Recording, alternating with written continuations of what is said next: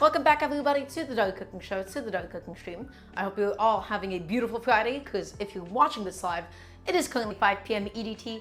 It is August 30th, and I hope you're all having a beautiful, amazing day today. You've all made it to the end of the week. I believe if you work like a normal job, you might have a long weekend or something. I think Monday is off for some of you. So now is the start of a little bit of rest and relaxation.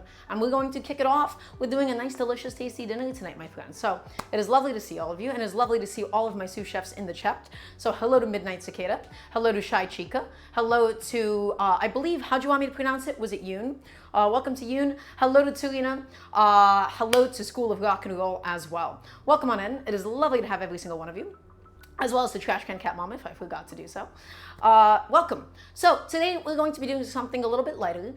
It's not going to be super intensive, and the beauty of something like this is I feel like this is something that can be really easily done for any amount of people. It scales upwards very easily. We're going to talk about why and how that is, and also this is something that you could make for any meal of the day. This is universal. This is for breakfasts, this is for lunches, this is for dinners, my friends. We're going to be doing what sounds really, really simple, but we're going to give it a lot of love. We're going to do some baked eggs in a tomato sauce, right? So not exactly quite like, eggs in purgatory, which is the Italian-American eggs and tomato sauce. This one's going to be a little bit more like Turkish influence with some of our ingredients, and we're going to fill it up with some vegetables. The goal of today was to use up some of the existing produce that I had sitting in my fridge, and it's going to do exactly that for us. It's going to be a little bit lighter. It's still going to be very heavy on the protein, with eggplant and chickpeas and eggs going to be going inside of it. We're going to make this delicious tomato sauce. We're going to use some spicy red pepper paste inside of it as well. Also, Cyanide Cynic, thank you so much for the raid. Welcome on in. Also, welcome on into Annie. Hope you're having an excellent day as well today. So, point is, ultimately, we're going to make this really, really delicious dish, and it's going to be served with some nice crusty bread. It's going to be pretty simple on the flavors today, relatively speaking. Not a whole lot of spices, it's just going to have that spicy paste. So, let's go ahead and talk about some of the ingredients. And everybody, my main inspiration for today was all of this kale that I had. I have about half a head of kale. It was a pretty big head of kale.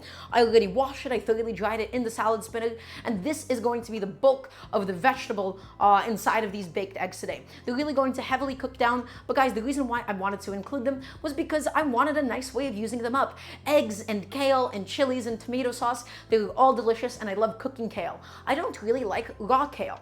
Raw kale is kind of difficult to digest. It doesn't have a very pleasant texture, and so I always go for stewed and cooked kales. That being said, I didn't want to do a stew today, right? I was getting a little bored of stews and soups, and so we're going to make a sauce. We're going to quickly saute the kale as well, and that's going to be baked in alongside the eggs. So, a whole bunch of kale, my friends. And again, kale is not one of the essential ingredients for today. You can include any kind of vegetables that you would like, but I'm just showing you how to get rid of some kale if you happen to have some. Setting that down behind me. Next, my friends, we have this beautiful plate that is full of some nice fresh produce. We have a nice big eggplant. We have some plum tomatoes. We also have some cherry tomatoes. We have some scallions, and we have some onion.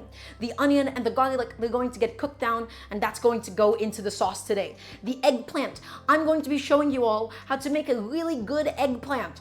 I'm going to be trying out a new method. I'm going to be doing the Serious Eats from Microwave method, because eggplants can be tricky. These guys are so annoying. They can soak up so much oil so quickly, and they can become a real, headache sometimes. So, got a whole eggplant, and then everybody, we have all of these tomatoes. Now, for sauces, I always go for plum tomatoes. Plum tomatoes tend to be the cheapest in the store. The more expensive tomatoes are beefsteak tomatoes, the big tomatoes, the super juicy ones. We don't need those super juicy ones, my friends. We're going to go for whatever is cheapest. You could do canned tomatoes, but I'm doing fresh tomatoes because we're going to be charring it, my friends, right? So a technique from Turkish cooking, a technique from Mexican cooking as well. We have some scallions, which are going to go on top as a garnish, and we also have some cherry tomatoes, because guys, different tomatoes taste differently. Cherry tomatoes, they have a lot of pectin. The smaller the tomato, the better they thicken up, right? And the bigger tomatoes, they're cheaper, and they'll constitute the bulk of the sauce. So we're going to add the tomatoes in different layers, and the eggplant is going to get fried up, and I'm going to show you how to do it. Do the big tomatoes lose a lot of their advantage when they're cooked down? That's right, Serena.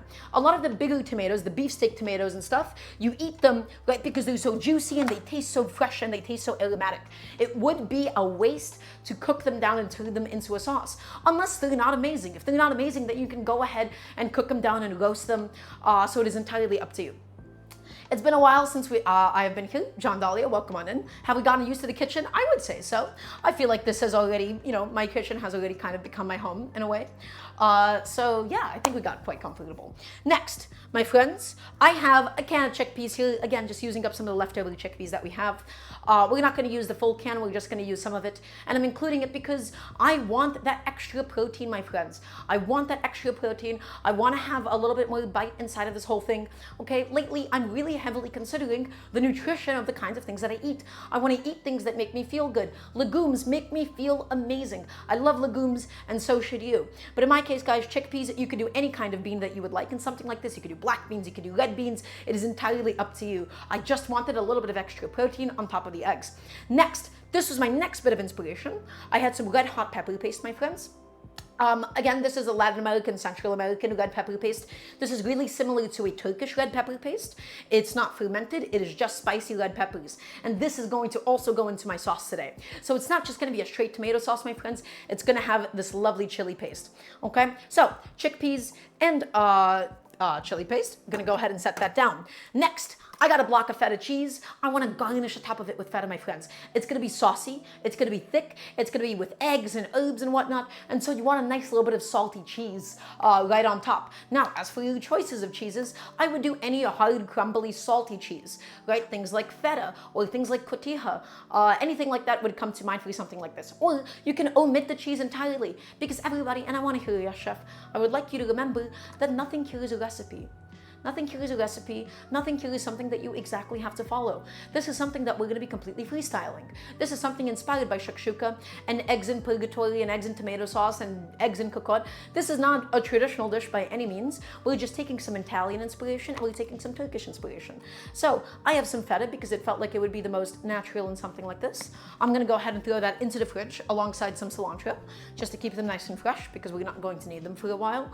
But again, everybody, I am just here to show you the basic technique of how to make a really good sauce. I'm going to teach you how to make a really, really delicious eggplant. We're going to be trying a new method for eggplant and seeing how well it actually works today. And then we'll go from there. So, everybody, that being said, a little bit of housekeeping. If you would like to support the cooking show, please, please, please, exclamation mark Patreon in the chat or go into one of my Twitch tiles. Just scroll down into the About section for the link as well if you're watching the VOD back, because the Patreon is the best way to directly financially support the show, and my goal is to be able to do this full time one day. So any and all help that would be really appreciated, as well as exclamation mark tip and donate work too if you'd like to directly just get that into my pocket ASAP. Second of all, everybody, if you have any questions about the ingredients, always you can just type in exclamation mark menu. That'll give you a full list of what we got going on today. And at any point in time, remember, I'm here to help you out. I'm here to help you. I'm here to help you learn how to cook at home, and I'm here to help you learn to get comfortable cooking at home. Okay? So as a result, feel free to ask me any questions at any point in time. It can be about this dish. It can be about an ingredient. It can be, hey, how do I use this thing that I have? Right? So anything cooking related will go a super, super long way in that regard. So we're gonna make the tomato sauce. We're gonna work on the eggplant. We're gonna work on some of the kale. We're gonna work on the chickpeas as well. We have a lot of prep that we need to go ahead and get done for today. But everybody, today is going to begin with charring my tomatoes. San Pablo, welcome on in. I hope you're having an amazing day today. So let's get all of my lovely produce onto the cutting board. We're going to begin. I want to hear another resounding yes, chef, a little bit more confidently this time with everybody watching. Okay, so here's all of my lovely produce, my friends. So this is a technique that I've borrowed from a lot of Mexican cooking and from a lot of Turkish cooking, which is charring my tomatoes. In Mexican cooking, okay, and I'm also going to be setting my broiler on at this stage. In Mexican cooking, especially for a salsa, you see all the time people char their tomatoes. They heavily roast it. In Mexican cooking, you would either use a comal or just like something on like a flat top, and you would burn the hell out of the skin, my friends. It's not roasting it. It's not cooking it. The goal is purely to char it. Okay, and the reason that we char it is because it develops a lot of complex flavor. The outside skin doesn't have a lot of sugar, right? So it doesn't develop a lot of bitterness. But what it does do is it gives us a much deeper, much more profound smoky flavor. Now, do you have to do this? No, you do not. But guys, charring my tomatoes is a technique that I love dearly. I love doing it for Italian sauces. I love doing it for any time that I'm gonna be cooking with tomatoes. It really, really shines. Unless you're doing something like a deep stew with a lot of other ingredients, the tomato tends to get a little bit lost in that context. But otherwise, guys, I'm telling you right now, this is absolutely a technique that you want to try out for yourself. We're going to be using the broiler, and all I'm doing is I'm just quickly drying off these tomatoes. Because remember, my friends, moisture is the enemy of caramelization. It is the enemy of charring. It is the enemy of the Maillard reaction. Whenever there is water present, it is going to steam the tomato instead of actually properly charring it. So we're going to go ahead and just quickly wipe them off with my kitchen towel. Give them a little wipe skis. And then we'll process up the plum tomatoes. And guys, we have a variety of tomatoes. Again, plum tomatoes ideal for something like this because they're super fleshy, they don't have a lot of water, and they're cheap. When you're cooking down a tomato sauce, which is what we're doing today, guys, we're gonna heavily cook it down. We're going to cook it down slowly. We're gonna cook it down slowly, and we're going to get it nice and sweet. Also, by the way, I just wanted to mention, if your tomato sauce isn't sweet enough, you haven't cooked it long enough. Yes, a lot of it has to do with the quality of tomatoes that you're using, especially in the United States. We have really bad tomatoes, right? You go to Italy and you have all these amazing artisanal, seasonal tomatoes, and it's amazing and wonderful and whatnot, right? But it is both technique and it is also the quality of the produce that we have. These are American tomatoes. They're not amazing. They're really cheap. These plum tomatoes were $1.50 a pound. They're not particularly aromatic, but that's okay, my friends, because if we slowly cook down the sauce and we get it nice and thick and we concentrate that flavor, it's going to be flavorful and it's going to be sweet. If you feel compelled to add sugar into your tomato sauce, you didn't cook it long enough. I don't care if a recipe online said that you can do it to make it a nice quick little hack. Guys, food already has so much sugar in it. There is so much sugar from so many different places. We don't need more. We don't need more unless we really want something to be exceptionally sweet. So we have the sugars, we just gotta pull them out of there and we're gonna get it nice and roasted. So, everybody, these are going to go under the broiler. The goal is to char and burn the hell out of the skin. We want it to get nice and charred and nice and smoky, okay? So the first thing that we're going to do is we're just going to slice the plum tomatoes in half.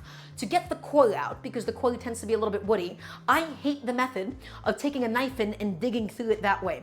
It saws it, it destroys the flesh a little bit. Guys, so much easier. Just take your plum tomato, slice it in half lengthwise through the root of it.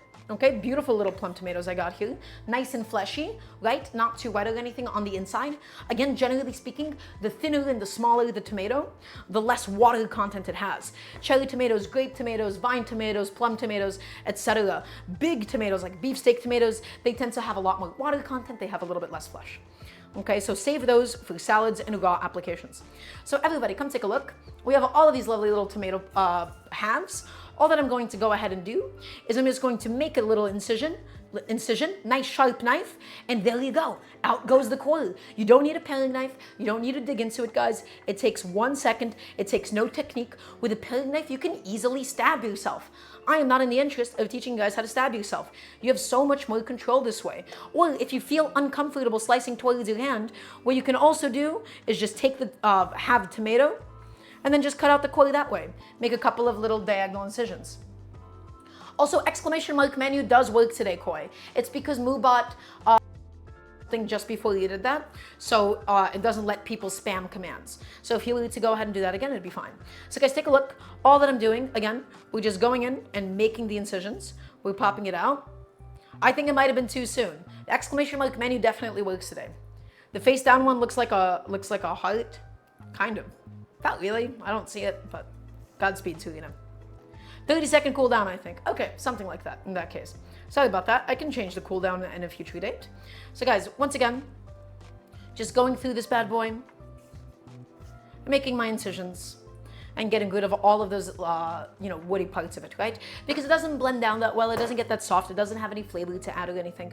So it's a little bit wasteful, but that's part of vegetable prep. That's part of produce prep. Okay, next. Oh, that is a big fly. Oh my God. Okay, can I kill him? I don't like the fact that he is in my kitchen. Oh, I got him. Oh, I got him. Oh, we are so back, baby. We got him. I'm gonna give my hands a little wash. Oh, I am so sick of the summertime. I have fly traps. I keep my sink nice and clean. And yet these, I'm so sick of them. I hate flies. And we got them. Okay, wonderful. Wash my hands. We're not going to do anything without it. So, excellent. Amazing. I'm going to go ahead and get my sheet tray ready with some foil on it. And guys, when it comes to charring things, you don't particularly really need a lot of oil. I do oil with my corn, but you don't want oil when you're charring tomatoes, because think about it this way, guys. Oil and water, we've exposed the inner part, we've exposed the flesh. It's going to pop and it's going to create a mess and it's going to splatter all over your oven or your broiling choice, of course. You could just do a pan, you could just do a dry pan like a carbon steel pan, and then you would do whole tomatoes. But in my case, guys, doing the half tomatoes onto the sheet tray, so much easier. So I got a sheet tray. I finally got some aluminum foil again, so we're going to go ahead and line this bad boy with some foil. I neglected to open up my package of aluminum foil before, so please forgive me while I go ahead and do that now. Oh, why do they tape it down? Why must they do this to me? Why must they make my life so difficult and so strenuous all the time? And then I have to waste a little bit of the foil as a result because it was glued down. Ugh, can't believe it. Also, welcome on in, V-E-R-S-P, Wisp. I'm sorry, I have a bit of a speech impediment, so the audio sounds like a little tricky there, so welcome on in, the account. It's lovely to have you. Real question, why do they do that? I don't know, Sorgan. I would not be able to tell you at all. Welcome on in. You ever cut yourself on foil? Oh yeah, all the time. Foil is sharp, thin metal. So guess what? You could absolutely cut yourself on it. So be careful, my friend. So a little bit of foil going down now. And we're just going to arrange the tomatoes and it's going to go into the broiler. Foil goes down. Oh yeah. There she is. Number one stream, Glomy, welcome on in. How'd you find the cooking show? Lovely to have you. Welcome, welcome. We're going to go ahead and just stack up our plum tomato halves inside, my friends. And we're going to see how many that we can fit. Nobody's pronounced it well? Okay. So, just stacking down my plum tomatoes. Stacking them down, stacking them down. Stacking them down. Okay, and I don't think we're going to fit many of my cherry tomatoes. We could theoretically just do multiple batches in that case. So I think that's exactly what we're going to do. So, my friends, I want you to char this into oblivion. We don't want to char the flesh. We just want to char that skin. We want it smoky. We want it flavorful. And we want it delicious. So I want you to push it. I want it to look completely burnt on the outside. I want you to go, ugh, is this okay? Keep going, my friends. So I need to hear a nice yes chef to that, please and thank you. And I'm going to go ahead and shovel that into my broiler. Get it in there, get it going, get it happening, and we're going to get it nice and charred. I'm using my little toaster oven broiler, and it's going to get the job done. Depending on the strength of it, it takes different amounts of time. We're looking for the visual. We're not looking to get it cooked through, my friends. We're only looking for the visual cue that it looks nice and charred. So, back to my cutting board.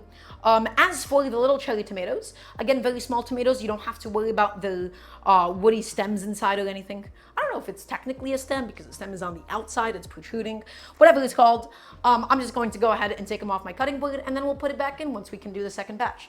In the meantime, my friends, once again, you can never have any kind of cooking without onions. You can never have any kind of cooking without alliums. And specifically, I feel like, you know, a tomato sauce demands alliums. So what kind of alliums can you use? You can use onions, you can use leeks. It's all interchangeable. In my case, I got a basic sweet onion, and that's exactly what we'll be using. So we have the head and we have the root. I'm looking for a small to medium dice. I'm going to blend the tomato sauce, I think. So it'll still come out nice and smooth, but we don't want too big of pieces because then the onion is not going to actually get nice and soft. We're going to get it nice and golden, my friends. We're going to properly fry the onion. So off with its head. Away she goes. And the inside of a little bit looks a little overgrown, so we'll need to slice this bad boy in half. Right, we'll need to slice in half in almost the exact same way that we did the tomato. Just be careful because it's a little harder. I'm going to cut out this weird little overgrown end. Oh, in that case, I didn't actually get it perfectly in half, so that's fine. And guys, just give it a nice little peel. Give it a peel, get rid of all that papery skin, my friends. Was that allium? No, alliums is just a graded classification for, I don't know if it's a scientific term, I don't know if it's a culinary term, actually, but that's what onions and leeks and garlic and whatnot all fall under. So, give that bad boy a little peel. And so for today, my friends, we will be pursuing a small dice.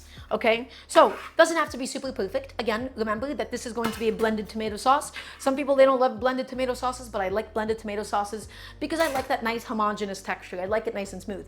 If you want a nice and rustic and you want chunks of onion, guys, be my guest. In my case though, doesn't have to be perfect, but we just wanted consistent so it does still cook evenly.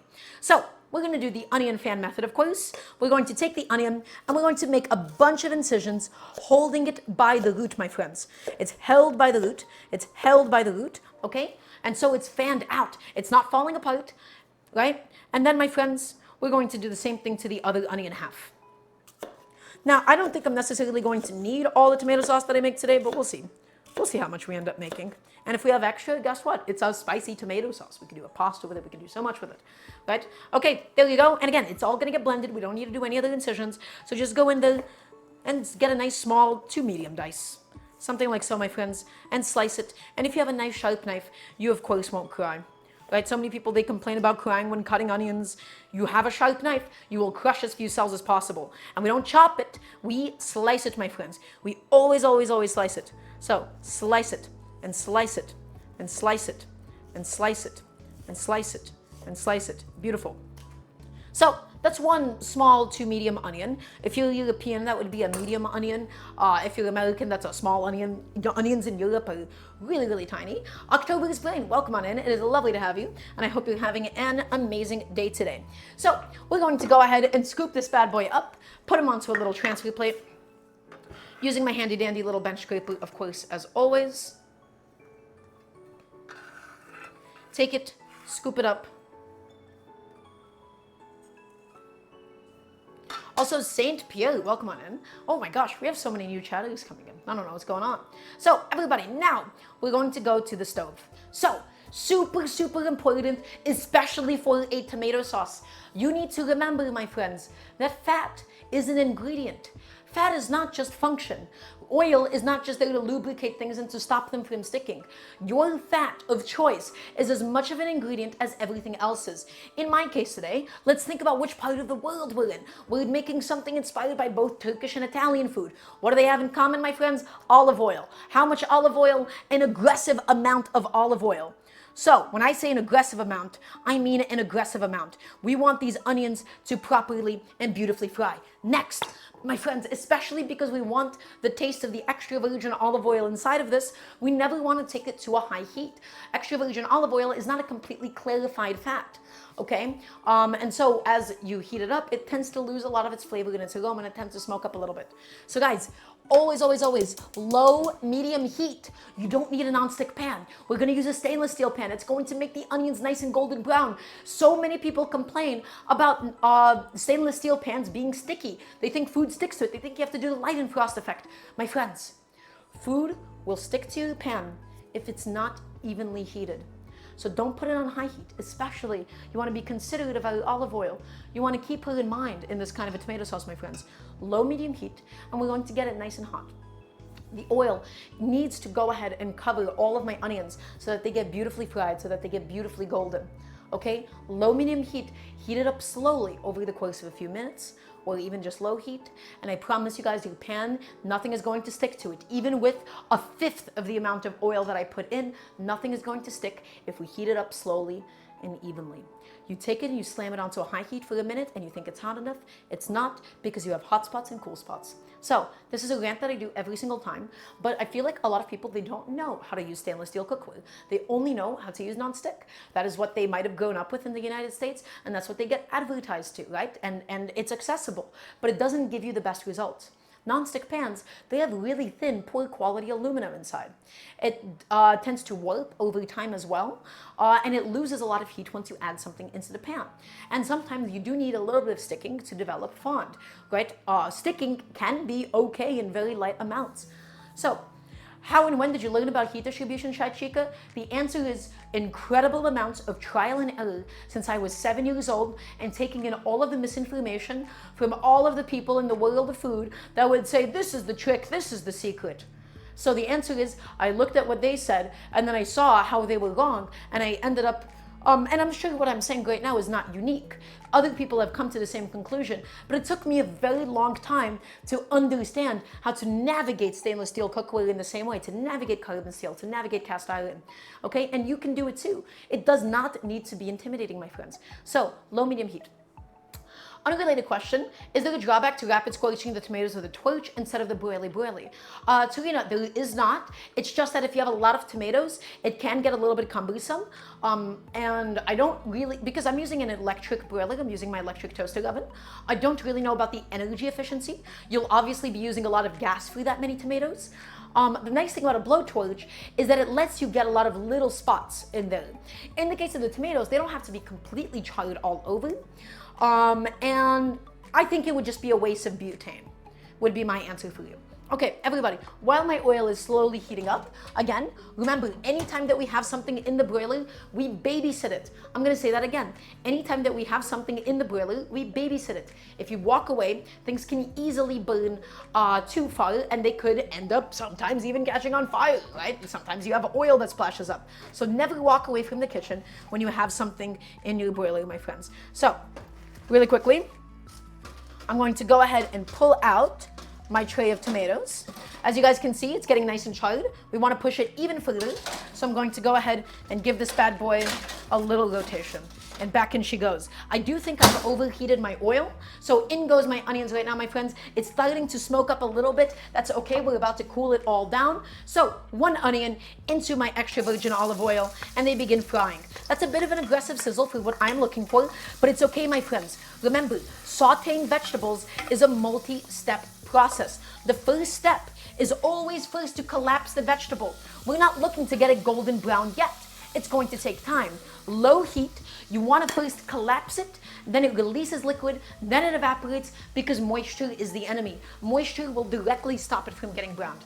So, in an effort to continue facilitate cooking it, and in an effort to get it nice and seasoned, we're going to go ahead and add some salt. The salt is going to help pull out some of the water. It's just going to expedite the collapsing process.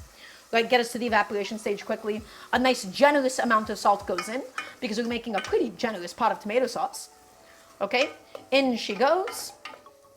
And now, my friends, listen, the sizzle died. The sizzle is gone. The water evaporates, or the water is beginning to release out of the vegetable, right? And so that is why sauteing things like onions, it takes time and it takes a little bit of love. The wetter the vegetable, the more time you need. You need to evaporate the liquid, and only then can it brown, my friends. So, also essential, low heat, to specifically not lose the taste of the olive oil. If the olive oil is smoking hot, over time, it's just going to lose all of its characteristics. Right? It's going to lose so much of its flavor. We're going to also finish it with a little fresh olive oil, and that'll be nice and delicious. Okay, while that's happening, my friends, while my tomatoes are broiling, they're charring up really nicely, we're going to get the next component that we need for the sauce, which is going to be a lot of garlic. In traditional Italian sauces, we're talking mainland Italy, even though it's a bunch of islands and stuff, you know, sauces made with garlic, they're so afraid of garlic. Right? They're so afraid of it. They use little teeny tiny amounts of it. They add a garlic clove or two for an entire pot of sauce. They infuse it and then they take it out. I think that's complete nonsense. Maybe that is just my Americanized palate, where I love my Italian food and I love my tomato sauces with an aggressive amount of garlic. But if you showed this to an Italian, they would go, oh heavens, the heartburn or something, as though they didn't just eat tomato sauce, which causes heartburn more than anything else. But that's, you know, whatever, that's besides the point. People just kind of say things. Guys, use as much garlic as you desire. This is a really, really tough head of garlic. Oh my God. Oh, I can't crack it open. There we go, finally. So, how much garlic am I going to use? I don't know. I'm not measuring. I'm just going to use a bunch of cloves. I'm going back into my onions. I'm giving them a little stir. And everybody, remember, we have to babysit the tomatoes. So, I'm looking at those tomatoes. They're looking really, really nice and charred. They're looking really nice and smoky at this stage. So, honestly, now would be a good time to pull them out. So, we never want to start something that we can't finish.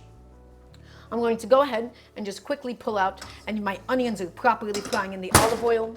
I'm going to go into my toaster oven and grab the tomatoes, and then we'll do the next batch, which are going to be the vine tomatoes, my friends. So, my tomatoes, nicely and beautifully charred. You can see that the skin has almost curled up on them, okay? Which is perfect, and that is exactly what we are looking for. I'm going to go ahead and set that bad boy down. and we're just gonna put them aside. We're going to go ahead and take those plum tomatoes and we're gonna put them on a little plate. That's all going to be added later on. The vine tomatoes, or rather the cherry tomatoes, those little guys, they will be added later on into the cooking process, but we still want to char them. We still want to go ahead and get them nicely and beautifully smoky, my friends. So these charred plum tomatoes are going to give our sauce so much character. They're going to give it so much love. They're going to give it so much attention. So let's get every single last one of these bad boys. Again, the goal is to not get it cooked through, even though it does make it a little bit softer. It makes the initial process of cooking the tomatoes down into a sauce so much quicker. So there's also another added benefit, right? Because they're no longer completely raw tomatoes. Okay, and now, my friends, in goes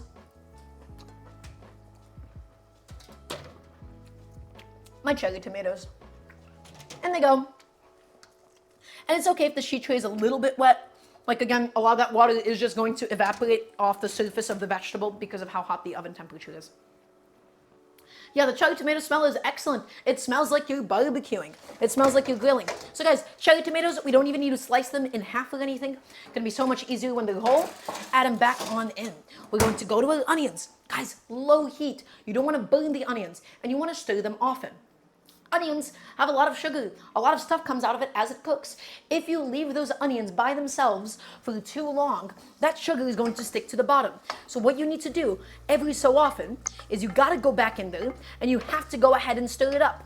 Okay, anything that looks slightly brown on the sides, and make sure that there is no onion stuck to the edges of the pan, my friends. So those onions are softening. Those onions are getting nice and sweet. They're getting nice and delicious. Let's go back to the garlic.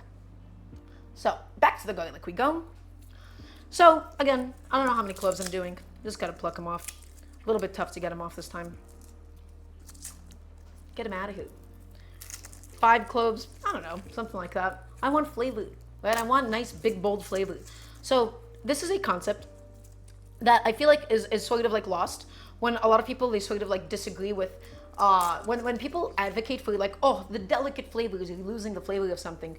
You guys need to keep something in mind, which is, yeah, delicate flavors, all of that stuff sounds amazing until you like stop and consider for a second how garbage a lot of American produce is. How all of these different modernized practices for getting vegetables that are easily transportable and that grow perfectly, and how much actually gets wasted, and how the majority of it is off season, and to get it imported it has to be of a certain ripeness.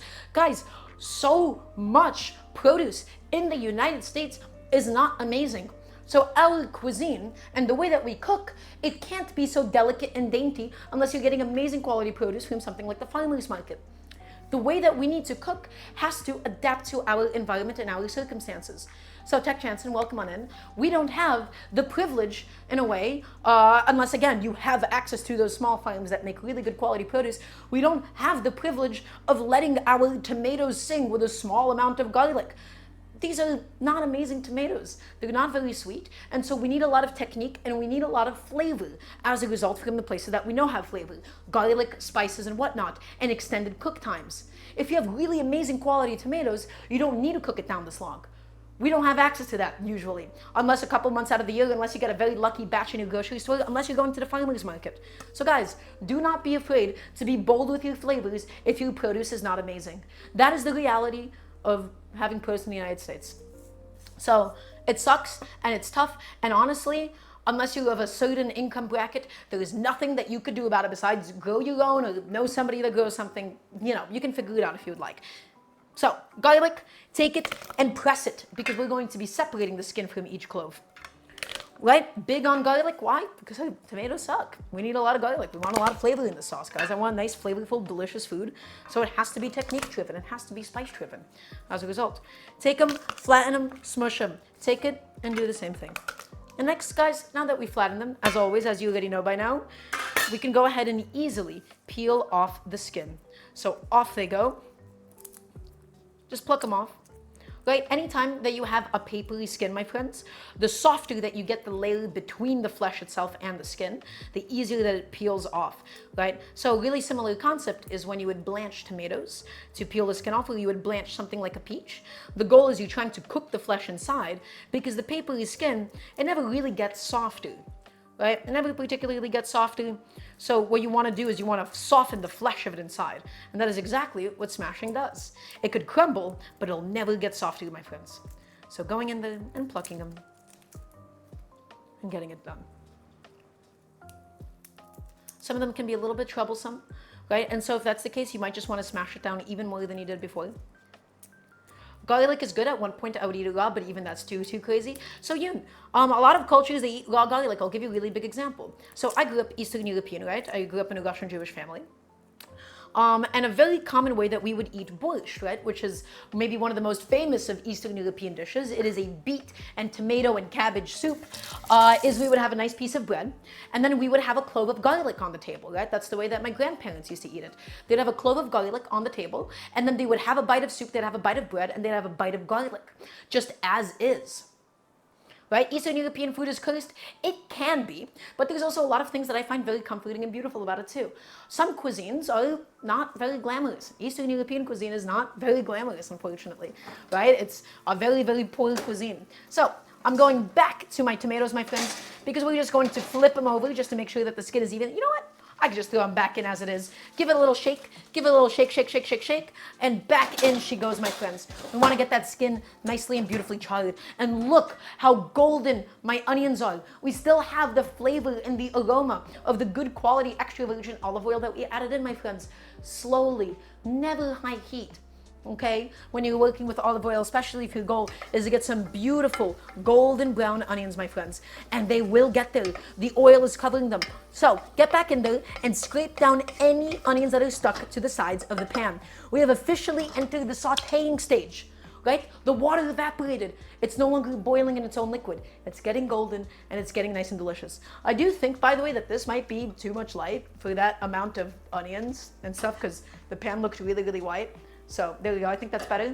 What do you guys think? More lighting or less lighting? This is with less lighting. Okay, so we're going to go back over to my garlic and we're just gonna cut the butts off. Cut the butts off. I was gonna make a bottom surgery joke, but that would have been really stupid. So instead I just wanted to say that I was thinking about it, but that's okay. Cut the butts off. I don't think that's really, never mind. Never mind, cut them off. Get them out of here. Get them out of sight, get them out of mind. And we're just gonna go ahead, once again, guys, the beauty of a bench scraper is it lets us scrape our bench. It lets us scrape up our, workspace. So get it out of here. Wonderful. So we have a bunch of garlic. We have an aggressive amount of garlic. I can't do an Italian accent very well, but imagine an Italian man being upset at this amount of garlic that we're adding into something. And on the other side, you have an American Italian who's going, yeah, Daramgar, get him. Something like that. So garlic press. What are we gonna need? We're going to use this bad boy. Why? Because mincing garlic by hand is obnoxious. It is sticky, it sticks to your cutting board, it sticks to your fingers, and it sticks to your knife. I'm not in the business of scraping it with salt. Guys, get a goddamn garlic press. Get a garlic press, shove it in, and press it to your heart's content. Take it and fill it up with garlic and press it out, my friends. And press it, and keep going till we process up all of those lovely cloves of garlic. Don't listen to European Italians who are stuck in the past. That's right, Comrade Jacques. You tell them. So get them in there, press it, and press it, and press it, and press it all inside. Oh, beautiful. Okay? And sometimes garlic is quite variable in its pungency. I find that supermarket garlic is pretty consistent in my experience. I don't know. You can never have too much cooked garlic. You can never have too much raw garlic. But as for cooked garlic, never. So, scraping all of it off. Excellent. Getting them out of there, and then we're going to give that a wash in a second. But guys, I'm going to say that my cherry tomatoes, they're done charring, they're done broiling. The cherry tomatoes, so this is a very, very fun technique that I love employing that I'm going to talk about in a second. I'm just going to go ahead and get these bad boys out of here. They're nice and charred, they're beautiful, they're exactly the way that I needed them to come out at this stage. So, everybody, this is a technique that I absolutely love dearly, which is you can sometimes choose to add things later into a dish. So the issue with just making a tomato sauce that's been fully cooked down for hours is it doesn't have any of the fresh aromatic qualities, the lighter end of things, the higher end of things. It doesn't have any of the aroma of tomato. It just tastes kind of sweet and dense. So what I love doing is I love taking something like cherry tomatoes, which tend to be a lot more aromatic, and I like adding them in towards the end, my friends. So we just add them in towards the end, we give them a little bit of cooking, and then we blend it in. As a result, we get a balance of the deep cooked tomatoes, and then we also get some of the really, really light and delicious ones. So guys, look at this onion. Look at it. It's getting beautifully soft. It's getting beautifully golden. That is exactly what we're looking for. Okay? Okay, and we're going to keep it going while we do the garlic. And then we'll add in the garlic. We don't need super deep caramelization on them. Again, this is mostly a tomato sauce. We don't need caramelized onion flavor unless you wanted it. In that case, go ahead, man. It's up to you. So I'm going to go ahead and give my garlic press a quick little wash, everybody, because remember, the best time to clean things like a garlic press, the best time is yesterday. You don't want to let it dry off. You don't want it to dry in all the holes. So get a little kitchen brush and poke the holes. And if anybody has any questions, by the way, now would be a really good time to ask.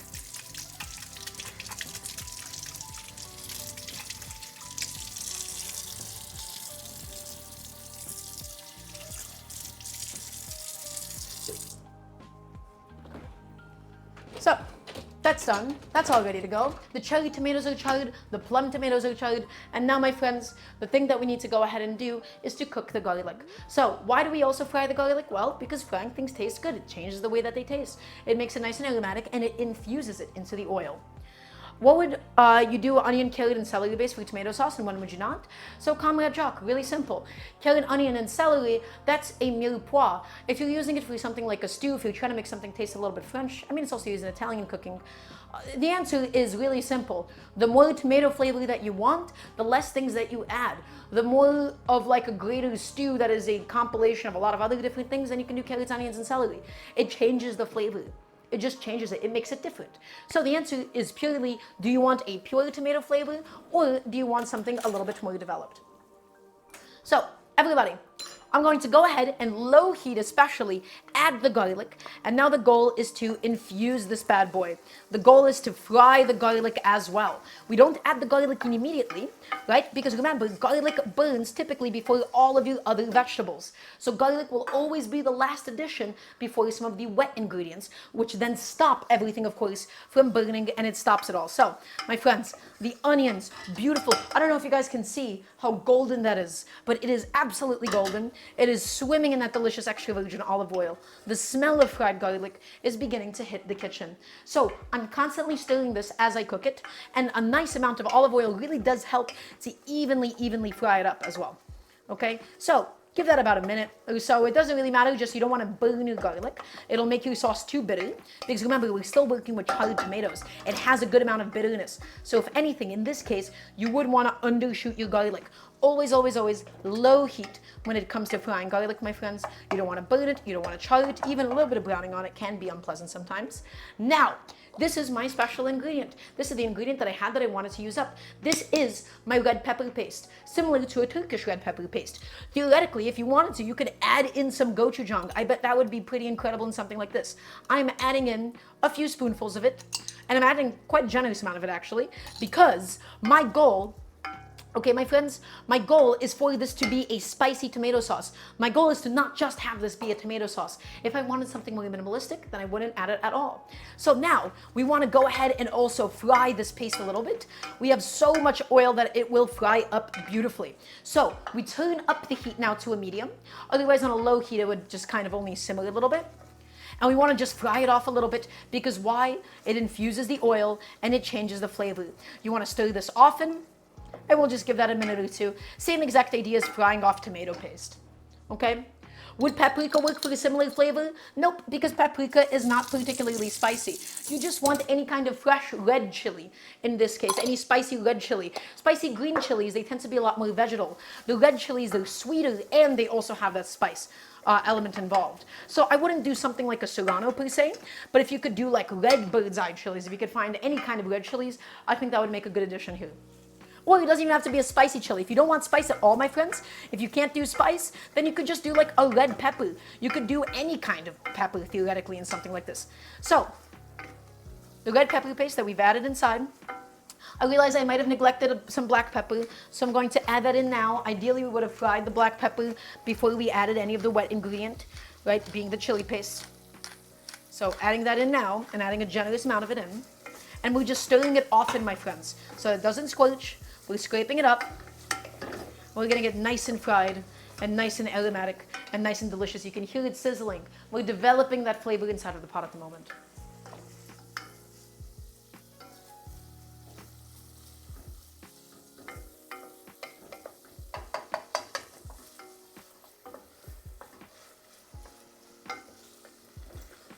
Just keep it going. Keep stirring it, my friends. Stir it often. Scrape down those sides, because remember, the sides of the pan, they don't have any oil on them, and they tend to be colder. So food tends to stick to the sides of the pan, right? And that's where it tends to burn the most. So be extra careful to not splash any up the sides of your pan. And I will say now, you know, again, completely eyeballing this. Theoretically, you could push this more if you wanted to.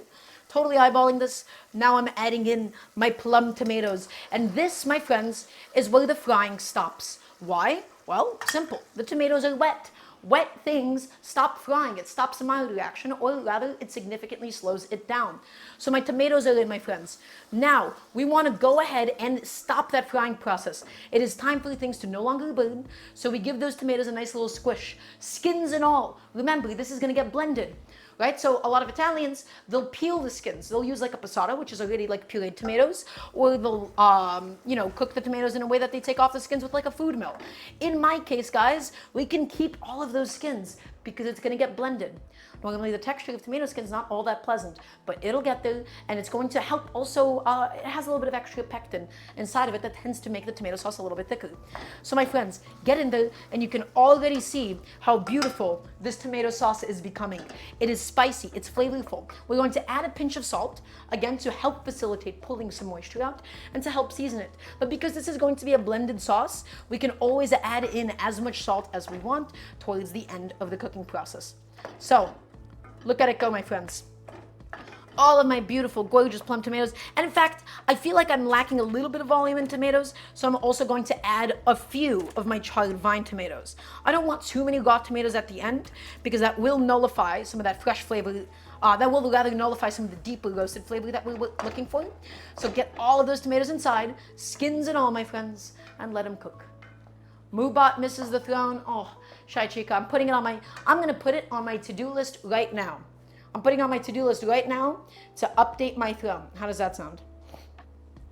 Because I want free stuff, and I want people to buy me things. And so I feel like I'm doing myself a disservice here. But guys, look already at the beautiful color of the sauce. So, you could taste it now, just to get comfortable with the process, see how it's going. But my friends, we're going to cook this tomato sauce down until we need to use it. We can cook it for as long as we like. It is up to you. But do not, and I need to hear you, chef, do not add sugar. Do not add sugar into your tomato sauces. Okay? The longer that you cook it, the more developed, the deeper the flavor is going to be. I like to often describe it as being lower end. It's going to feel more roasted. It's going to be sweeter. It's going to be more robust. It comes at the drawback of losing a lot of the aromas of the tomato. Because remember, my friends, things evaporate when you cook sometimes, right? Flavors, a lot of the flavors that we associate with spices, they're only perceived by our nose. So if you cook it down for too long, it will lose its flavor. What demons are adding sugar into tomato sauces? Really simple question, Comrade Jacques. The answer is home cooks that were told to do so and were misled. They were all misled by the bad faith. Remember, guys, it's the grifters that are the issue, not the populace, not the bulk of the people that are the issue. It is the grifters that take advantage of the bulk of the people. Politics or bad recipes. Doesn't matter, right? It is always going to be the grifters at the end of the day. So, my friends, no more culinary grifters or anything. Right now, just tomato sauce cookery. And again, as you go, you just want to go ahead and help to smush it down. So my friends, low heat is key to this. If you blend it up immediately, okay, it will be so viscous that it splashes all over your kitchen. So we don't blend it until the very end as a result. And all you want to do, you want to do low heat because it's a viscous sauce and it's very sweet. So if you have a high heat, the water tends to rise to the top. Stuff gets stuck on the bottom of the pot, and stuff burns on the bottom of the pot. So low heat is essential for something like this, especially to stop it from splashing too much. Sure, high heat would expedite the process of evaporating it, and it would expedite the process of actually browning it, but that would require us to stir it constantly if that were the case. So letting that go, and we're going to go back every minute or so and stir it and scrape the stuff off from the sides. Because remember, the sides is the driest part. There's no water, meaning it's going to get browned and it's going to get roasted on the sides. Every so often, we're going to scrape down the sides, and that's going to, again, contribute to a very robust, very meaty tomato sauce using the surface area of the sides. Okay? Nice and simple, nice and easy. Letting that go, again, 1 hour, 2 hours, 3 hours, as much love and attention as you want to give it. Okay, does anybody have any questions for me at this point in time? Because if not, we're going to go ahead and move on to the other tasks that we have to do today. And it's time for us to talk about that eggplant. So actually, to recap, all that we did so far is we cut up the onion, we cut up some garlic, we fried the onion, we fried the garlic, we fried it in some red pepper paste. I do want to taste how spicy it is, because I am genuinely curious how much heat that ended up adding. I added in a lot of red pepper paste into what is not a lot of tomato sauce. Spicy. Quite spicy is the answer. Aggressively spicy. And it's going to get more mild as we do blend in the other ingredients. And our other ingredients are not going to be spicy. Could I have theoretically done half the amount of chili paste that I added? Oh yeah. Did I do so? Nope. And we will deal with the consequences of it. And my poor Jewish tummy will have to deal with the consequences of that as well. But that's okay. So, really quickly, I'm just transferring my vine tomatoes over to a little plate that they'll be added into later. Because remember, guys, you just want to keep moving. You want to keep it moving anytime that you are done with a task. Try to clean up. Try to put away the things that you don't need anymore, right? So I know I'm not going to need this sheet tray anymore, for instance. So out she goes. Out she goes, and away she goes. Thank you, shakshuka. I appreciate it. You see, more of my fans should be doing that for me, I think, quite frankly.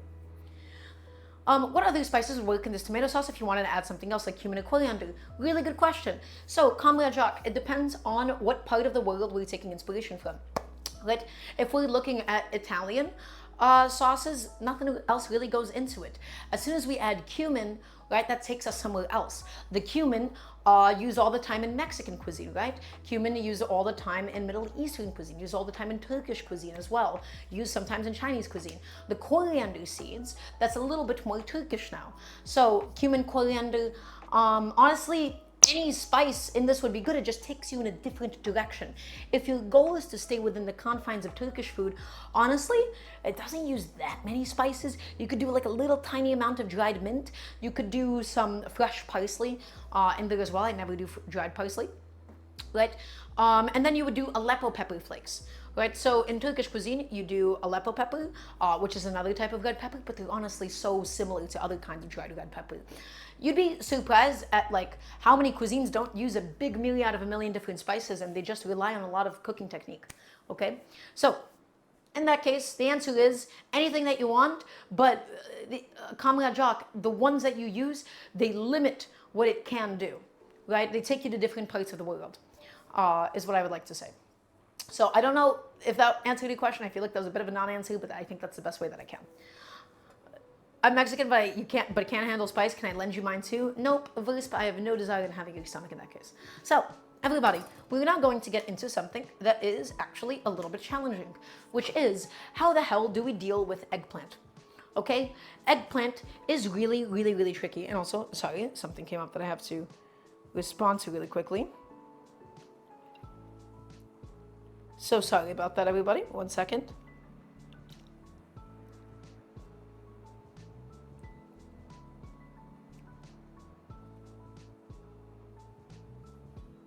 Okay, anyhow. So, everybody, eggplant's a little bit tricky, and I'm going to explain to you why it's tricky. If you've ever cooked eggplant, and I want to hear a nice show of hands, I want to see everybody in chat that can, understand this experience. How many times have you just noticed it soaks up all of the oil in a pan?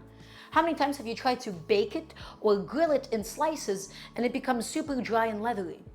And it feels like it's impossible to actually get it to cook through correctly. And if you cook it in water, it becomes really, really soupy and it completely falls apart. And if you cook it in oil, it completely soaks all of it up. BB Soup, welcome on in. It is lovely to have you. Okay, love that show of hands. Excellent. So everybody, eggplants are really, really challenging, right? In a lot of different ways, and we'll talk about why they're so challenging. So they both have so much liquid in them, okay, that they can easily stop a frying process and fill a pan with a little bit of water inside of it, but they're also spongy. So they love soaking up things around them, especially oil. So there is something that we can do to it beforehand, which is to collapse it beforehand, my friends. And by collapsing it beforehand, I mean give it a bit of a pre-cook. You can't do this in a dry environment. I'm going to say this again. Really similar concept to mushrooms. I have a question. How many times have you tried to bake a mushroom, grill a mushroom, and it came out leathery? That's because at a certain point, you can lose so much liquid out of the eggplant, okay, that it never gets cooked past a certain point without introducing it to more moisture. It will always stay dry and leathery and chewy and unpleasant. So the key is this. If we cook it in a wet environment, it'll soak up all the liquid, say steaming it or boiling it. So that's not, we can't do that, right? But frying it, giving it a pre-fry, it soaks up a lot of oil. We have two options in that case, my friends.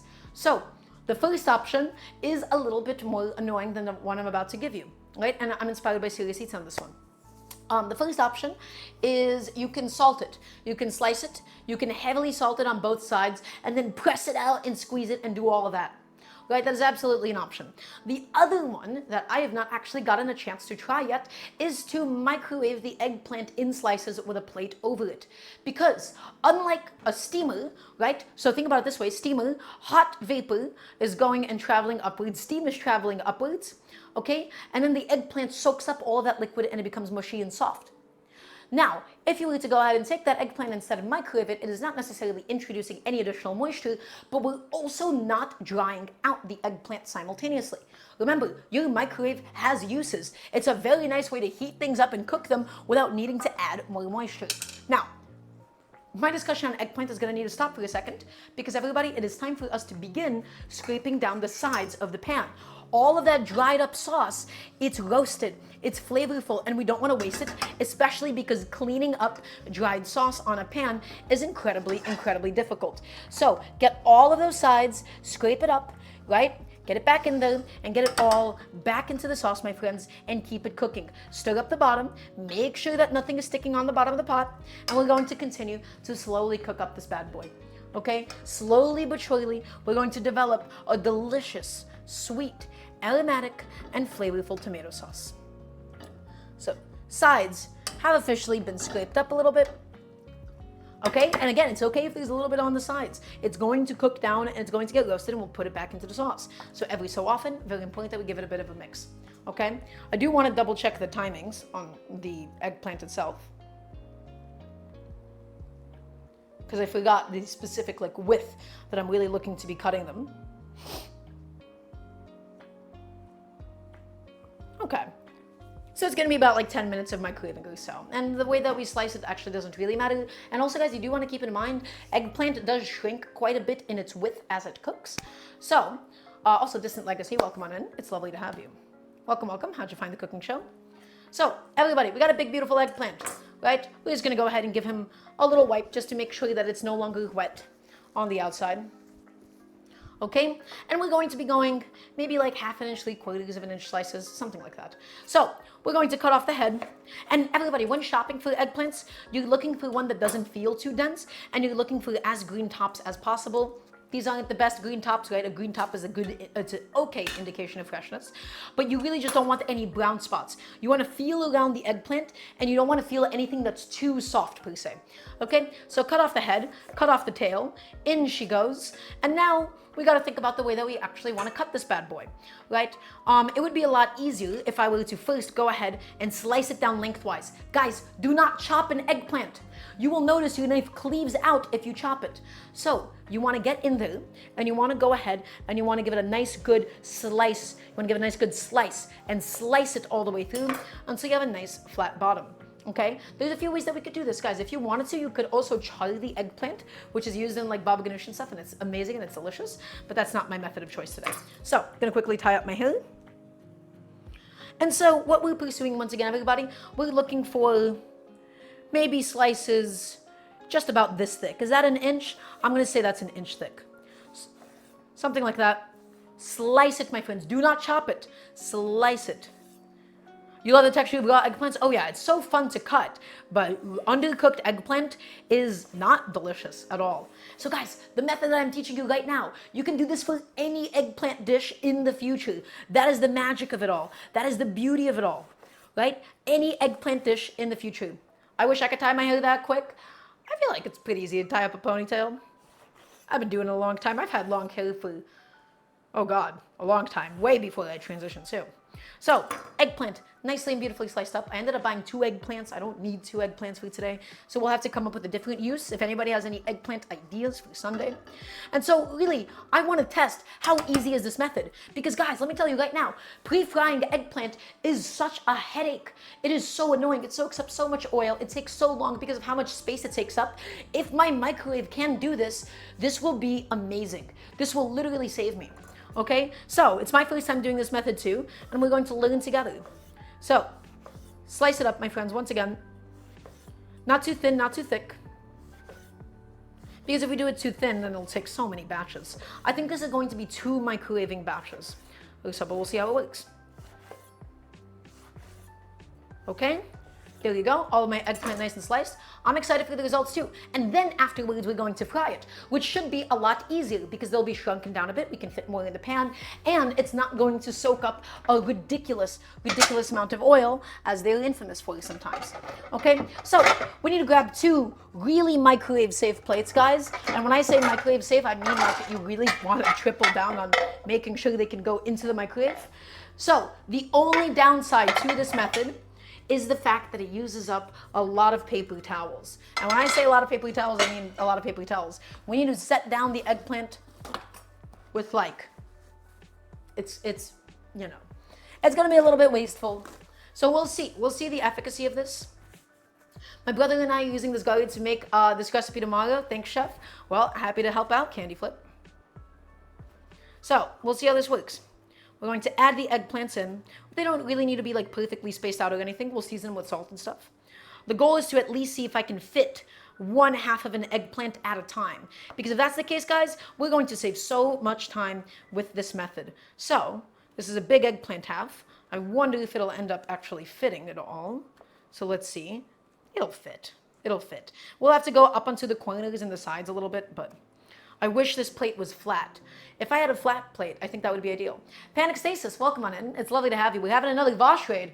Oh, we're gonna have to do a nice big recap session on everything that we're doing and everything that we've accomplished. So we're gonna wait for everybody to settle in. I'm gonna go ahead and begin salting this layer of eggplant, my friends. And I salt it nice and heavily. Heavily salted. Heavily salted. Okay, just like so. Flip it over, and again, this is going to help facilitate pulling out some of the moisture of the eggplant. And we will talk about the method, and so everybody that's coming on in, welcome. It is amazing to have all of you. I'm glad that we get rated so often. Can't get enough of it, really. Oh, excellent. So, welcome on in. I'm gonna talk to you guys in just a moment for all the new people that we have coming in. Okay, just making sure that all of my eggplants are nice and situated. Nice and situated. There you go. You want them pretty close together, I think, for something like this. And you want them as close to the center of the plate as possible so that it applies the most amount of pressure. Juzor, welcome on in. It's been so long. Thank you for the 5 gifted subs. Thank you, thank you. Okay, and I'm also going to give that side a little bit of a season. Well, that's excellent. So King Shiva, welcome on in. It's lovely to have you. Hope you're having an amazing day today. So season it up. Okay, everybody, so the dish that we're making today is a dish of my own. We're going to be doing some baked eggs in a tomato sauce. And I know that doesn't sound particularly glamorous, but we're giving each of our ingredients a lot of love, a lot of care every single step of the way. So in my pot at the moment, we have a tomato sauce going. We charred some whole plum tomatoes. We charred some vine tomatoes. We sauteed onion very gently in a bunch of delicious extra virgin olive oil. We added garlic, and then I had some leftover red pepper paste. So I'm going back in, I'm scraping down the sides, and we're going to cook it down slowly. Everybody, if your tomato sauce isn't sweet enough, you didn't cook it long enough. So in the United States, we don't have amazing quality tomatoes. It's just not great. That is the reality of being an American, okay? So we need to amp it up with a lot of flavor. We need to cook it for a nice long time. We need to really, really heavily roast those tomatoes. We charred it to get some nice smokiness, hence the little tiny black bits inside of the sauce itself. right? Nice and smoky, nice and delicious, heavily, heavily cooked down. Next, and I need to hear yes, chef, from everybody watching, please and thank you. Everybody watching, everybody that's just coming in, right? So, I want food that makes me feel good. I want food that has a lot of protein. I want food that has a lot of fiber inside of it. My inspiration for today was to use up this kale before it went bad. So my baked tomatoes, my tomato sauce and my eggs are going to have a bunch of kale inside of it as well. I want to teach you guys to make food that feels good and is nutritionally sound. Right? So a bunch of kale is going to be going inside of it as well, and it also uses up some leftovers. I thought you got a haircut for a second. I did get a haircut. I did. This is with a haircut. Next, I also wanted some eggplant and I also wanted some chickpeas. I wanted some more protein. I wanted some more flavor out of this, and I want something nice and balanced. Do you stream these meals for content, or is this what you eat for dinner? King Shiva, I stream 3 times a week, Wednesdays, Fridays, and Sundays. I run it like a cooking show, but this is a home cooking show. So everything here is stuff that I eat throughout the week. I eat the leftovers for my lunches on the next day. And I want to show you guys realistic food that you can make in a home setting. None of this is particularly fancy. Almost all of this is things that you can easily feed multiple people, things that all reheat easily, and nothing that's particularly expensive. But I'm still here to show you how to elevate home cooking. So, what am I doing to this eggplant right now? Well, so I wanted eggplant inside of my dish today, but there's a very big issue with eggplant. I already talked about it to everybody else, but for everybody coming in, you will know how much of a hassle it is to cook eggplant. It soaks up so much oil, and if you cook it dry, meaning just in the oven or if you grill it, it gets leathery. It's leathery and dry and chewy and never gets soft and tender. Eggplants both have too much water and they're so porous that they soak up oil. So my friends, the method that we're testing out today is the Serious Eats method of microwaving your eggplants. We're going to be microwaving them, okay, for about 5 to 10 minutes or so on some nice, of course, oven-safe plates and everything. I'm going to grab a flatter plate, I think. Hopefully this guy's microwave safe, and if it's not, then we'll deal with it. Because by doing so, we don't let it absorb any moisture, and then afterwards we'll be able to fry it without actually soaking up too much oil, my friends. Okay? It's going to give it a pre-cook, it's going to collapse the texture inside and stop it from becoming too mushy. It's going to stop it from becoming too soft, and it's still going to fry up beautifully. If you were to steam these, it soaks up all that water. So flat plate, set it on. Ideally it would be a little bit heavier, but I don't have it, and we're going to need to do this in 2 batches. Everybody, let's see how this is going to work out today. It might work, it might not work. I have no idea. I've never done the microwave method, but all I know, okay, is that cooking eggplant can be so troublesome sometimes. Okay, when actual food science disproves food snobs who refuse to use microwaves. That's right, Snapgap. The way that microwaves work is they basically vibrate a bunch of little water molecules, right? They don't introduce additional moisture besides the ambient moisture that would be inside of the microwave.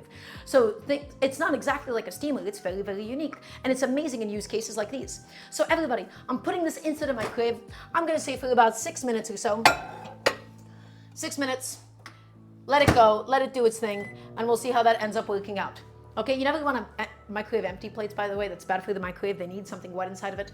So the goal, again, this is not going to be the full cooking stage, but it's just going to give us a really important pre-cook that's going to really help us to fry up the eggplants later on. Hopefully it works out. 5 minutes, and we can let go of it. Guys, the times I tried to do like an eggplant parmigiana, melanzane alla parmigiana, right? The amount of oil it soaks up, the amount of batch frying that it required was honestly ridiculous. It was a little stupid. It was stupid and an inefficient waste of my time. So let's go back to the sauce, and we're gonna give it a little mix, and we're gonna give it a little stir, and we're gonna stop it from sticking to the sides and sticking to the bottom. Everybody, remember, you never need to add sugar to tomato sauces if you meet one of 2 conditions. First, you need really good quality tomatoes, which if you live in the United States, you will know how difficult that is to acquire without spending too much money. Even if you go to Whole Foods and you buy the most expensive heirloom tomatoes, they suck most of the time, okay? And so, the other thing that we can do is just to heavily cook it down, give it technique, and give it love. For some reason, this reminds me of Gouda red pepper soup, which I tried at an airport. Well, we got red chilies inside, right? We're gonna get it nice and spicy. We got that red pepper paste inside. And guys, scrape down those sides and let the tomato sauce slowly cook. 1 hour, 2 hours, 3 hours, as long as you wanna push it. We saved some vine tomatoes that we tried that we're only going to blend in towards the end so that we also have some fresh tomato flavor at the same time. So it's not just heavily cooked. Because remember, by developing those deeper flavors, we do lose out on the fresher ones. So, This is the best home cooking show on Twitch, everybody. I'm here to help you guys learn how to cook at home, and I'm here to help you guys be comfortable. What are my pronouns? Excellent question, worshipper of Olympians. I use it. So, for any of you that have any cooking questions at any point in time, remember that I am here to help you out. Right? I'm here to help you out. Take advantage of not my time, take advantage of my energy, and ask me anything about food. Just plant cherry tomatoes in your backyard once and you'll have an expanding patch of tomatoes for the rest of your life. Maybe. That sounds nice, in theory. Is it doing well? Well, you can also refer to me in like second person with like you. You is okay. You don't have to refer to me in three, whatchamacallit, in third person necessarily. But yeah, I'm doing well. I'm doing well today. We're just getting some cooking done, right? And so in the meantime, my friends, while that's going, let's go ahead and make efficient use of our time. I'm going to put away Mr. Eggplant, and we can continue along with all of the vegetable prep that we're going to need for the sauce today. Okay, and specifically, it is time for my kale to be activated. So everybody, I love kale. I love how nutritious. Is it doing well? You're trying to play around? Okay, my fault. I misinterpreted. That's all my fault then. Everybody, I have a nice big pile of kale. Okay, I love kale. I love kale because quite frankly, and this is going to go for everybody here, unless you have Crohn's disease or something similar, you need an aggressive amount of fiber in your diet. I feel like, and this I can talk from personal experience, people, they grow up a certain way, or they eat food for a good portion of their lives, and they don't know how they're constantly feeling. They don't know that they might be just bloated all the time. They don't know how much better food can make you feel. So I try to make a point to try to always include, at this point in my life, at this point in my culinary development, I don't just want to eat food that's convenient and easy to make at home. I don't just want to make food that's delicious. I want to make food that makes me feel good, right? And so I find that it's really, really important to do so, and a nice way of doing so is kale. I love kales in stews, I love kales in soups. I cannot stand kale in salads. I find it to be cumbersome and annoying. But in something like a sauce as well, baked in with the eggs and chilies and tomatoes and kale, they pair beautifully, right? It's going to soak up the sauce really nicely, and the only thing that we have to do, my friends, is we have to go through the kale, and we have to make sure that we go ahead and we get rid of those stems, okay? So we're just going to go ahead and plop them down because the stems are so tough that they take so long to cook. I'm traumatized by the traditional Dutch way of preparing kale. So Snapcap, what is the traditional Dutch way of preparing kale? I want you to educate me. I don't know anything about it. Okay, so just go through it, my friends. And again, we're just getting rid of any of the big, thick stems because they won't cook down in time. They'll be really, really tough and chewy. Boiling it and mashing it together with potatoes. Snapcap, that sounds delicious.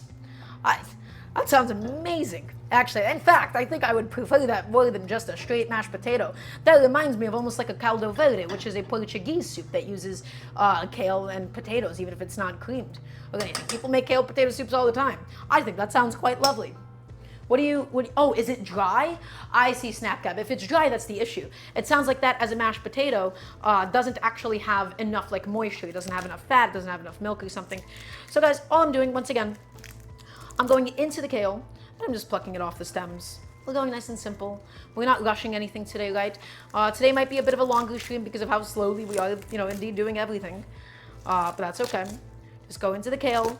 And you guys, it's super, super wet. We are going to be pan frying this kale, not really to fry it per se, but just to get it cooked down in time. We're going to get rid of a lot of this moisture by using our salad spinner. So I'm gonna get to show off my favorite kitchen tool, the salad spinner, one more time, and I'll show you how effective it is, my friends, in doing its job. Guess what? It spins that salad. It spins it and it gets rid of so much liquid without needing to waste towels. I've made up for the towel waste today plenty with my eggplant method. So it's already been in there, my friends, for about 12 minutes or so. We're going to see, has my eggplant successfully softened? How is it actually coming out? Well, we'll find out in just a second. So I'm going back in, my friends. I'm plucking my kale. My crave's beeping at me, it's yelling at me. We'll just let it cool down enough until we can handle it. It is a bunch of hot ceramic inside, so please keep that in mind. Okay, you don't really want to go ahead and handle that right now, at least without some gloves or without like a kitchen towel or something. Okay, so it seems like now we've officially gotten rid of all the big stems. So just going to go ahead and get rid of this last one.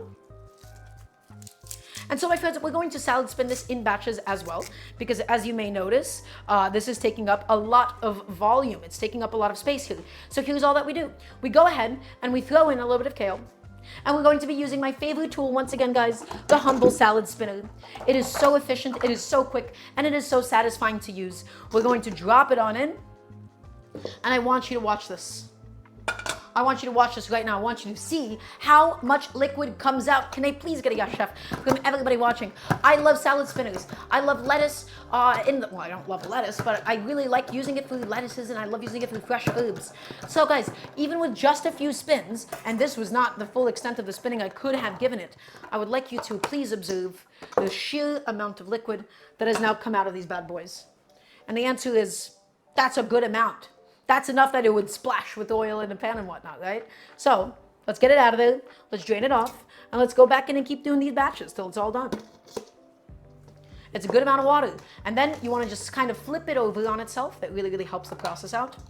Okay? As dry as possible, my friends. Without using any towels at all.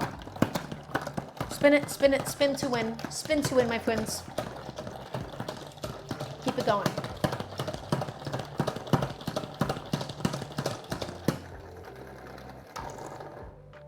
Okay, how did this come out? How is it doing? Oh yeah, you can just see that water keeps flowing, my friends. So we're going to go ahead and stop with that batch of kale. I'm going to go ahead and just quickly throw that into a separate bowl in the meantime. It takes up a lot of space, but that's okay. Just throw it into a separate bowl for safekeeping, and then we'll put it all back into the strainer afterwards. Okay, lots of lovely, beautiful, fresh green kale, my friends. And I wanted to use it up before it went bad. Although, I am once again looking at this amount of kale, and in my mind I'm going, there is no way that I could fit this much into my dish today. I feel like this might be too aggressive of a quantity of kale for the amount of eggs that I'm actually preparing. So, we'll figure it out. We'll see how we go. We might need to use this again on another day. That's how long this kale is lasting. Okay, and let's go back to the tomato sauce, my friends. Remember, we don't want it to scorch. We just want it to slowly cook. Scrape down those sides. Scrape it down. Peel the stuff off the edges. And that sauce is getting soft. And it's getting sweet. And it's becoming aromatic. And it's becoming delicious as we speak, my friends. And that is the beauty of a homemade tomato sauce. Flavorful and delicious. And nothing to complain about at all, quite frankly. So, once again, kale. How well did we spin? How well did we do for ourselves? The answer is a lot of water. Good job, Mr. Salad Spinner. Let's get him out of there. And let's go ahead and give it another spin. Let's give it another spin. And then we can go ahead and just set it aside until we're ready to cook with it. Does anybody have any questions for me in the meantime? I want to get you all excited about using fresh produce. I want to get you all excited about the nutritional content and show you how to make it delicious. As a chef, what is an ingredient you hate working with? Honestly, eggplant. I think eggplant is so troublesome. So today is going to be a test. It's going to be a challenge to see if it actually works out. What if you don't have a salad spinner? Tough luck. Towels, lots of them. Towels, kitchen towels. Do something like that with them. Otherwise, paper towels. It's a lot of effort. It's so annoying. So the answer is probably buy a salad spinner. For the sheer, because guys, the annoying part about leafy greens like these is they take up so much volume, right, that properly drying them off requires a ridiculous amount, and truthfully, a ridiculous amount of towels, right? So that's why this is ideal. What if AI takes over cooking and pushes chefs out of a job? That would be scary. Hulan, I don't think this would be the one place where that would be like physically possible, because the sheer amount of robotics that it would take to automate cooking and the sheer amount of households and the amount of people that we have. I mean, in restaurants, sure, but you know, the restaurant food isn't even that good as it is. I don't care if the restaurant industry, aside from the people that could potentially lose their jobs, people are really trying to do that in fast food service, right? So people are trying. The answer is it's really expensive to do so, and you know, the human condition always prevails at the end of the day. So guys, a bunch of beautiful kale. I'm gonna go ahead and set that behind me. We've officially gotten the stems off. Okay, and now it is time for us to inspect Mr. Eggplant. It is time for us to go ahead and decide, hey, can we even physically fry this? So I'm going to grab a couple of gloves, because this is going to be hot, right? It's going to be hot. It's going to be hot ceramic. It's going to be full of steam inside. It's been microwaving for 6 minutes. So guys, please, for the love of God, be safe.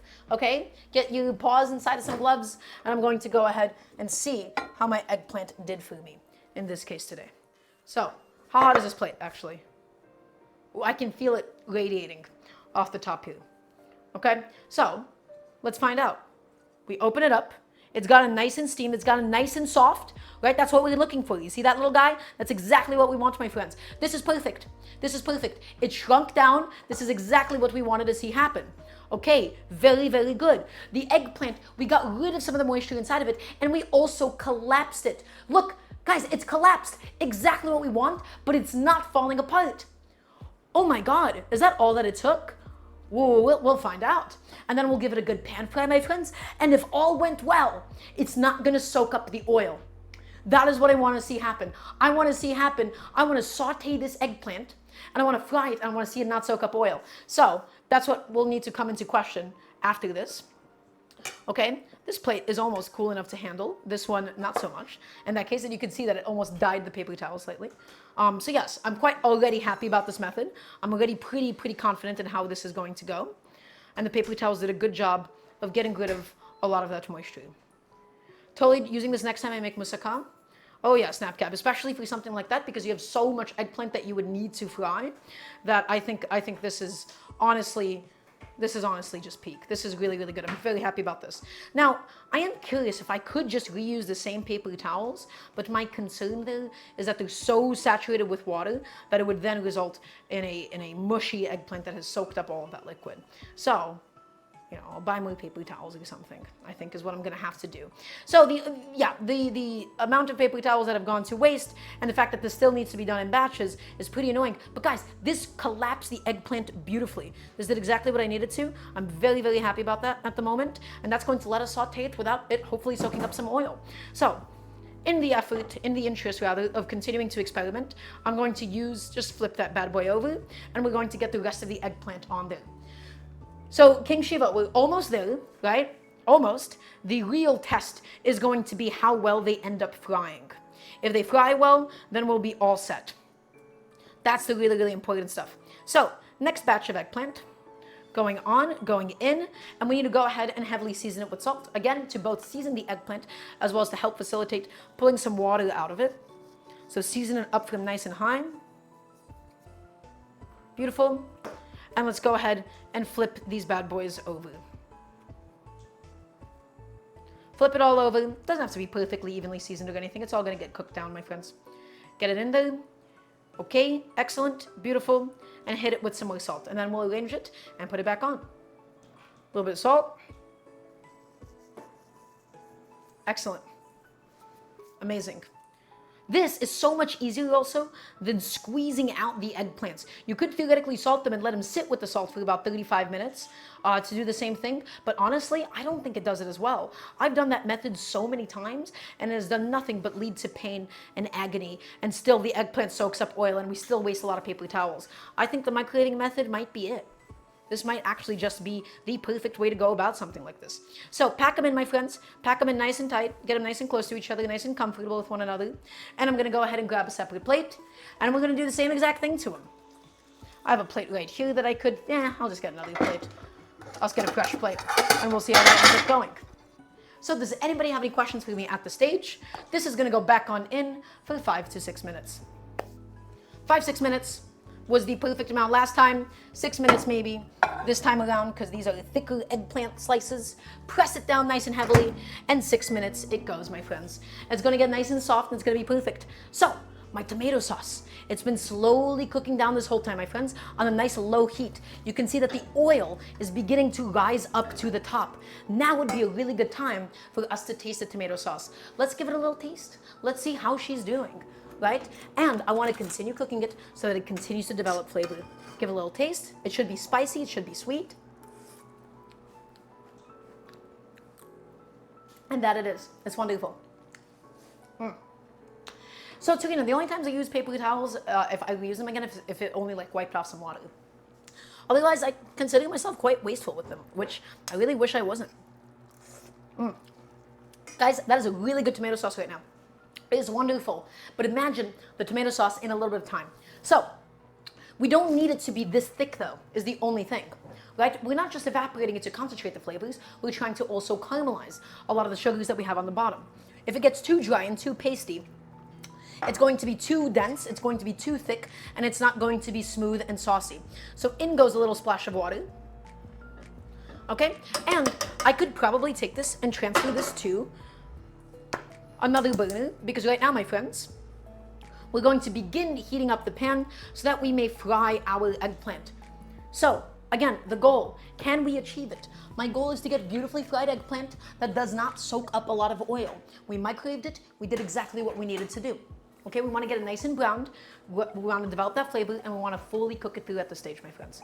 So, hopefully, just 2 batches of frying for 1 whole eggplant.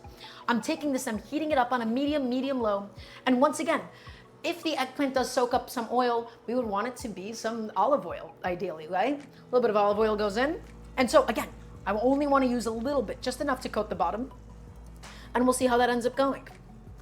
And you want to heat it up slowly so there's no hot spots and cool spots, my friends. We want the eggplant to fry up beautifully. Okay, and the eggplant that we microwave doesn't even need patting dry. So that's a nice thing about not steaming it. Steaming it would cause the eggplant to soak up that liquid, but if all went well, and as I think it did, I think it'll be great. So, yeah, so we're just waiting for that to happen. We have the kale ready to go. We have that all set. I think for the kale, I've once again decided that I don't need that sheer quantity of kale. It's an aggressive amount, quite frankly. So I'm going to go ahead and have some that gets put away. And in the meantime, my friends, let's just go ahead and slice up some kale. Let's slice it. Let's get it all ready to go for today. So I'm going to grab a nice big handful or two, set it down onto my cutting board, and the rest of it I will find a way to use up on Sunday or so. So I think that's going to be an appropriate amount of kale today. And so everybody, all I'm really looking to do right now is just give it a nice thin slice. Okay, nice little thin slice on it, and that's really going to help it to just not be in like massive pieces or anything in the dish itself. So grab a little handful of kale, grab a handful, and you could really just like crunch it up in your hands, my friends. Try your best to not have it spill off the table or anything, because then that becomes, of course, annoying to deal with. I'm gonna grab my eggplant and set it aside as well. Move that aside, and everybody, nice thin slice. And that's going to be perfect for my uses today. Grab that kale, slice it, slice it, slice it, slice it. Nice strips of kale, yeah? Slice it, slice it. Devoid of as much moisture as possible so that we're able to hopefully get a little saute on it. Beautiful. Slice it and slice it.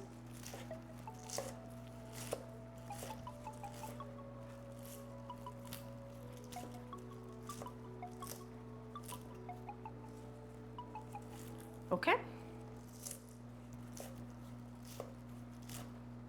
Beautiful. And all I'm going to do is I'm just going to go ahead and scoop it up and add it to my bowl. And we're going to do this with all of our remaining kale, my friends. So again, I think I've realized that the amount of kale that I have for today is quite frankly ridiculous. So I don't need that much of anything. But my oil at this stage seems to look nice and hot. It's going to be ready. Let's go ahead and fry some eggplant while we cut up all that kale. Head back to the stove. I'm going to grab my tongs and we'll see how it goes, my friends. So again, hopefully no oil soaking. Fry it up. Fry it up. Fry it up. No oil soakage. Probably needs some more oil to stop it from at least sticking to some parts of the pan though, because it is so supple at this stage, guys. It is so delicate. So you just want to lay it into the oil. Nicely heated pan. Okay, I probably did not let that heat up as long as I could have, but that's okay, given the amount of stickage.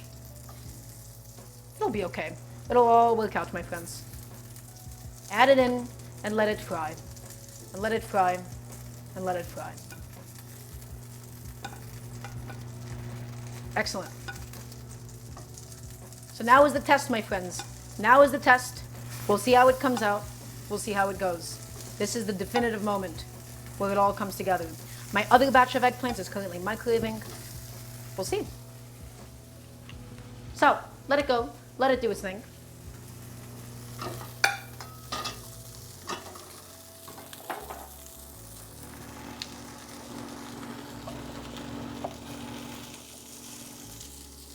And we'll see how it goes. Nice and easy. So let's head back to the kale.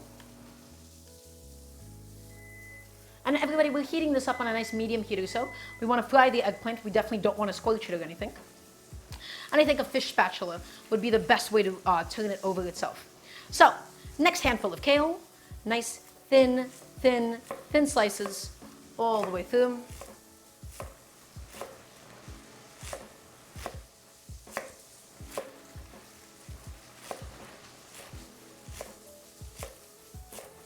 Excellent. Get it done.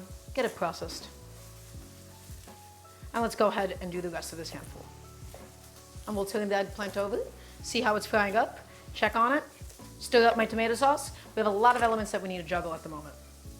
A lot of juggling, a lot of micromanagement happening. Okay, lovely, beautiful. So, back to this. Stir up my sauce. It's heating up. Ooh, little too high of a heat, my friends. So gotta stir it up really nicely. Scrape off anything that could be stuck to the bottoms, anything that could be stuck to the sides of the pan. Scrape it up, scrape it up, scrape it up. Lovely. Nice low heat, always. And now, this is the definitive moment. I'm gonna grab a fish spatula, and we're going to see, hey, did my eggplant actually soak up a lot of oil, or did it just get nicely and beautifully browned? And the answer is, I think it's getting nicely and beautifully browned. It still soaked up some of the oil in the pan, as all vegetables do when they, brown, of course. That is inevitable to some extent. And the stickage is mostly just because I don't think I evenly heated my pan. Right? I don't think I evenly heated it up, thus, that is what we are now being encountered with. So, I think that's going pretty okay, though, nonetheless. Yeah, that's on the sides that were properly heated, though, it does seem to be quite good. So, maybe not as perfect as I would have liked, but it's all going to get cooked down, and it's all still going to be nice and delicious, my friends. So, I'm adding it back on in. A little bit more stickage than I would have liked. Soaked up some of the oil. That's how life goes sometimes. That's just how it is. Okay. It's frying up, looking quite good. It's already basically fully cooked through all the way on the inside, right? Because remember, we did heavily microwave it, so it's all nice and soft in there. Does anybody have any questions for me at this point in time? So far, the tomato sauce is still going. You gotta scrape down those sides and the bottom of it again. It's just about there, my friends. We're just about done with it. We're gonna blend it up, get it nice and smooth, nice and delicious. Could probably do with a little bit more water inside of the sauce.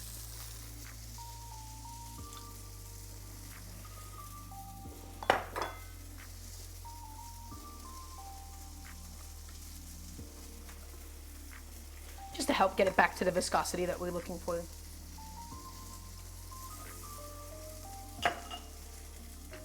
Excellent. So is the eggplant supposed to be hard on the outside and soft on the inside? Not particularly crispy, as in hard. We're just looking for it to be nice and caramelized. So hard is not what you're looking for. It's never going to be hard, per se, with this kind of cooking. But it's just going to be soft on the inside and nice and caramelized on the outside. Nice and tender. Okay, so honestly, at this stage in the process, we have so much stickage that it might need to just go. It might need to go. I might just gotta scrape it off the bottom. And I do think that my eggplant at this point in time is cooked. So my issue here, not enough oil, probably once again. And it did end up soaking up some of it, but not all of it. This is not a bone dry pan, and it was a very small amount. If you guys ever fried eggplant, you would know just how much it is notorious for soaking up. So in this case, guys, again, please forgive me. I'm a little newer to this method. My form is not as good as it could have or should have been.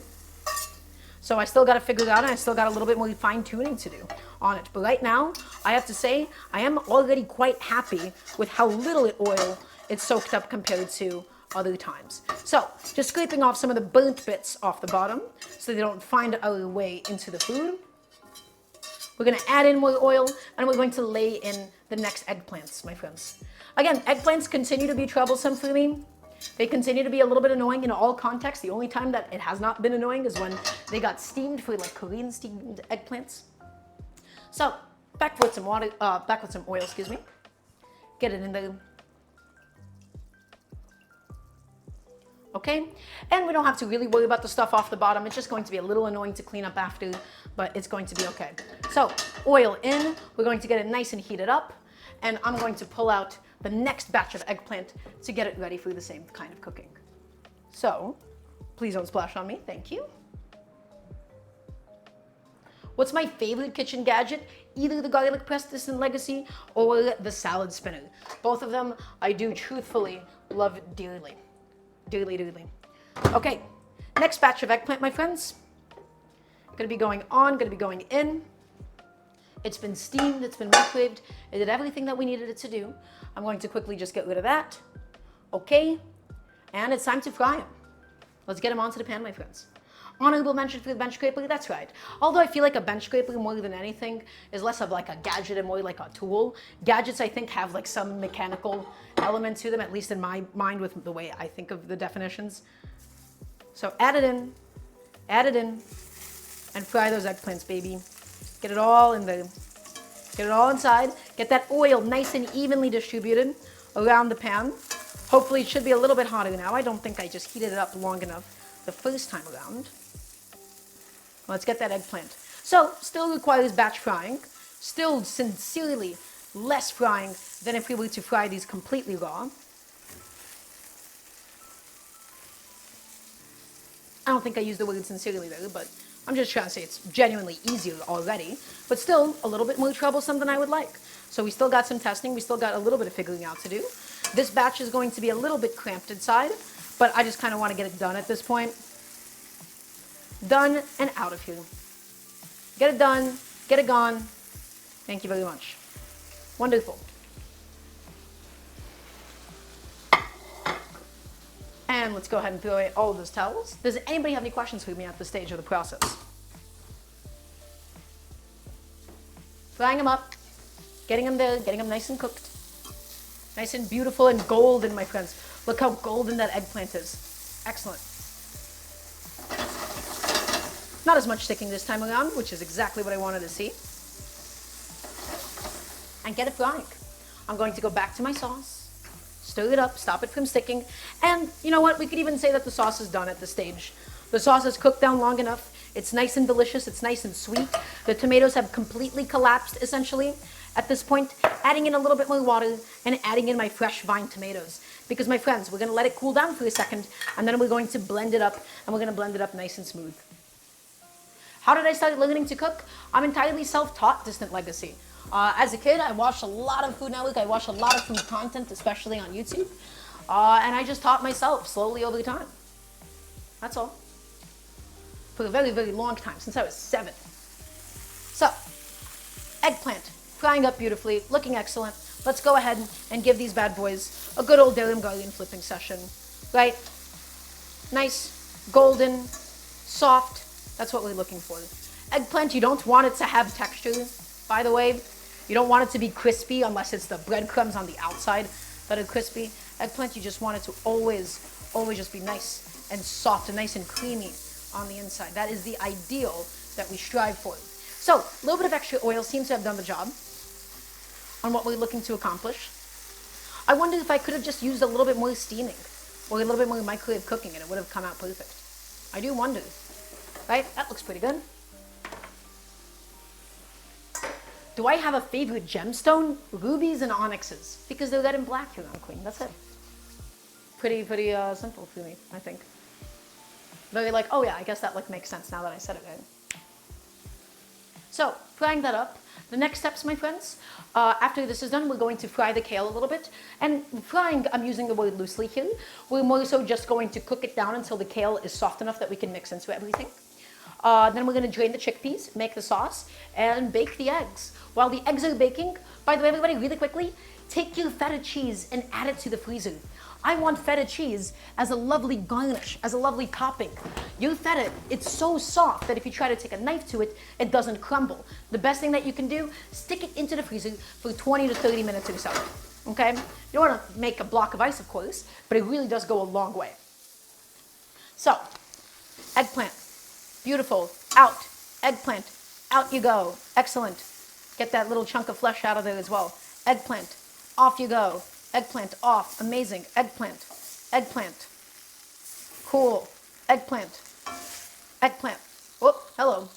That guy fell all over on my kitchen countertop. Nice and soft, nice and delicious. Eggplant, beautiful. Okay, get them all out of there. That's exactly what you want to see, guys. You see how it's falling apart and that's how it's collapsing? It's not dry, it's not leathery, and it's not chewy. Eggplant is not supposed to be that way.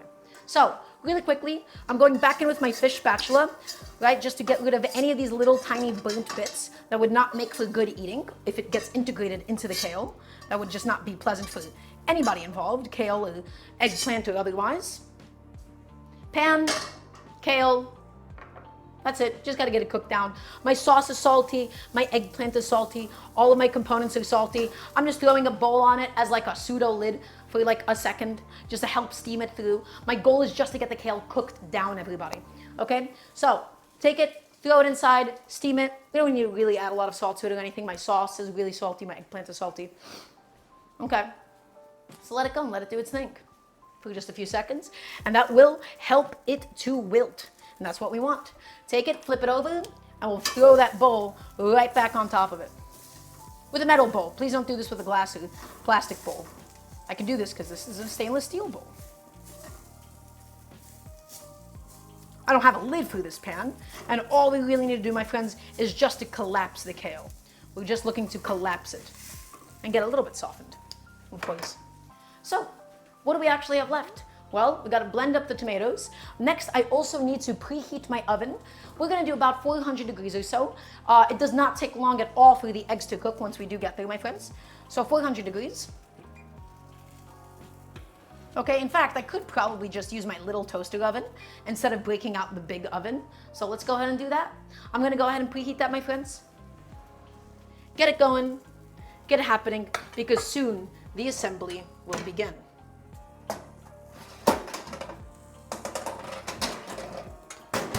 And the temperature, honestly, it doesn't really matter. It just has to be enough for it to do its job. Okay? So the egg is going to be nice and runny. It's going to be submerged in this lovely, amazing spicy sauce. Okay? Back to the kale. The bowl is now hot, so I got to use a towel to go ahead and scoop it up. Well, actually, I don't know how I would scoop it up. It is smooth. Uh-oh. There we go. That was a little tricky, and that bowl is hot. So maybe don't follow in my footsteps. Do as I say, and not as I do sometimes. There we go. Off she goes. And again, just looking to soften that kale, my friends. You can see it softening. You can see it shrinking. It's losing a lot of its volume very rapidly. Smells like you're cooking down spinach, because you're functionally cooking down some spinach right now.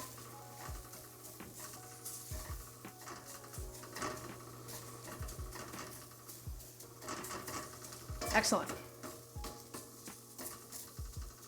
And just get it back inside. Get it back inside and get it back steaming. Well, actually, at this point, it's collapsed so much, my friends, it no longer needs steaming. So, we'll do a little salt, and we'll just keep cooking it till it's soft and delicious. A little salt, not too much. And get it all to cook down, my friends. Lovely. So, we have a second. Let's go ahead and clean some stuff up. I'm not gonna need my fish spatula anymore. I can throw that into the dishwasher. I have a couple of plates that I was previously using that I don't seem to need anymore. So we can get rid of those too. And then we'll assemble it and it'll be fantastic.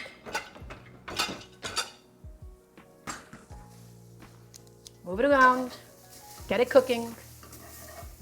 Again, not really a fry, it's just on a dry pan. We're just heating the kale through and making sure that all of my little leaves are nice and collapsed. If I were to taste one and I taste it, it would taste like kale. Yep, that's kale. But not soft enough. You know, cooking it like this, it really does remind me of broccoli rabe in a way. Okay, I am going to go ahead and set up my blending station.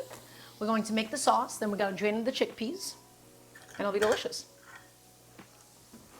So just creating a little bit of space on the table at the moment. Moving a few things aside, moving a few things out of the way. Moving the rest of this fresh kale. I miss broccoli rabe. I do too. The broccoli rabe that we made on the stream, honestly, turns out to be like one of my favorite things each time. It's so delicious. Okay? So kale, again, just cooking it till it's soft. cooking it exactly like broccoli rabe, honestly. Flavorful, delicious, still good bit of chew to it as well. Wonderful. And now, I think we have sufficient space. I can set up my blender, my lovely, beautiful Vitamix. Ugh.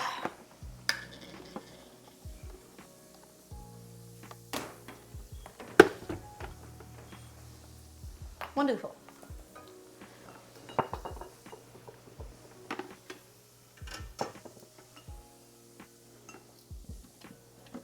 Okay, that's all plugged in, that's all set, that's all ready to go. The kale, we're not even gonna begin blending till I am confident that my kale is where I want it to be. And honestly, guys, that is going to do just fine for my purposes today. Again, I just wanted it to get nice and cooked down. I just wanted it to get nice and soft. I wanted it to get nice and tender, and it seems like it's exactly hit that point. Wonderful. So, let's kill the heat on it. Kill the heat. Cleaning this pan is going to be a little bit annoying later on. It's going to require a good amount of soaking. The eggplant did stick to it a little bit, so it did end up soaking up a good amount of that oil. So not ideal, but a much less than if we did the traditional method. Okay. Dara, what do you do in your free time? Well, Chopin, it's a little tricky because I feel like I work all the time. So I consider a lot of the different things I do to not really be like relaxing or things I do on my downtime. I just keep myself really busy. So, for example, I do music. I take music quite seriously. I do my other job, which is the cooking teaching job. Esports commentary is both my job, my primary source of income, as well as it is a thing that I love doing. So there's all of that. And otherwise, I play games sometimes. Right now I'm playing a lot of TFT. Chopin, Chris, a lot of TFT. Sometimes I go out and stuff. I like to go play pool at the lesbian party with a bunch of older, beautiful lesbians. And they say, oh, you're so good. And I twirl my hair. So that's what I do with my free time, Chopin, Chris. The answer is a lot, and I keep quite busy. So, kale, ready to go. Oven preheated. That was my toaster oven telling me that it's all set to go. And now, my friends, we can go ahead and begin scooping up my lovely, beautiful sauce. Right? We're going to go ahead and get that ready to go inside of my blender. So, I'm going to probably move this spoon aside. I need to find a nice way to transfer it into my blender cup. I think I should just lift it and pull it out. And I think that would be the best way to go about it. Okay. Blender acquired. Everybody, it's time. So, let's take all my lovely sauce. And we're going to pull it, pulling from up that high, actually probably an awful idea. I lifted that high and I was like, yeah, that's not gonna happen. So I'm gonna need to quickly do this off camera. Please forgive me. I'm gonna need to step out this way and just hopefully get it inside without splashing too much. Please stop splashing up at me. Please, I'm begging you. Thank you. Get it all inside of my lovely blender cup. There is no super easy way to do this. And if there is, then I haven't figured it out.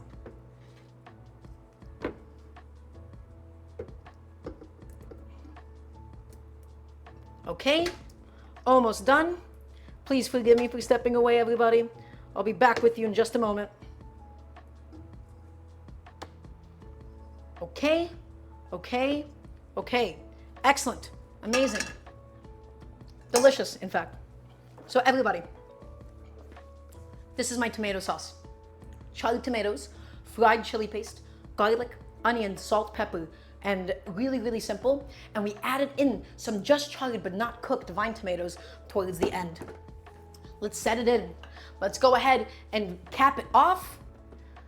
And let's blend it till it's nice and homogeneous. Skins and all, my friends. No need to get rid of the skins. The skins got that smoky flavor that we want. So process it and blend it. And we're going to go ahead and slowly turn up the speed.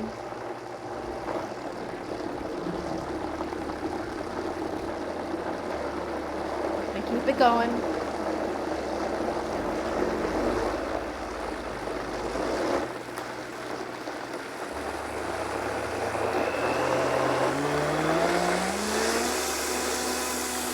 Blend it up.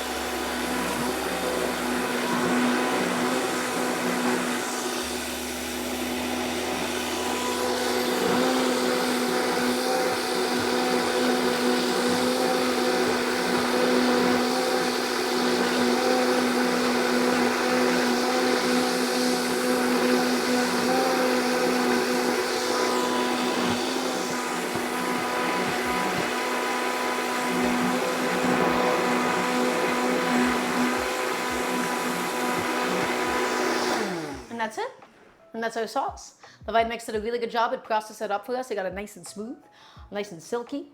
And now I can go ahead, open it up, and we can give it a good old taste, my friends.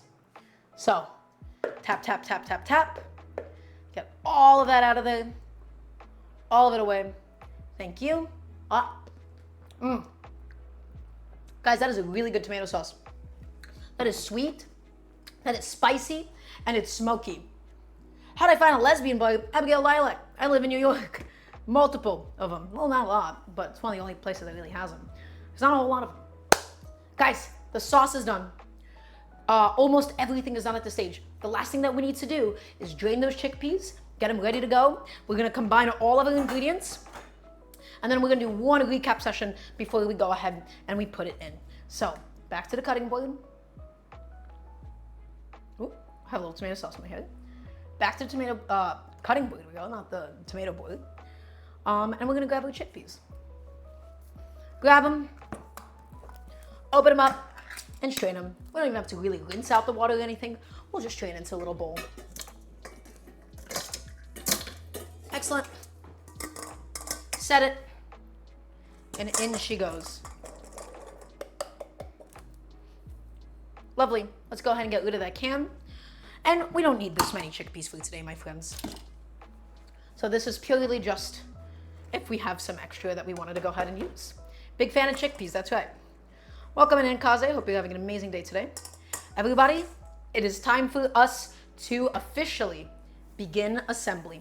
But actually, you know, not to get your hopes up, there's one more thing we need to do, which is gonna be to crack our eggs.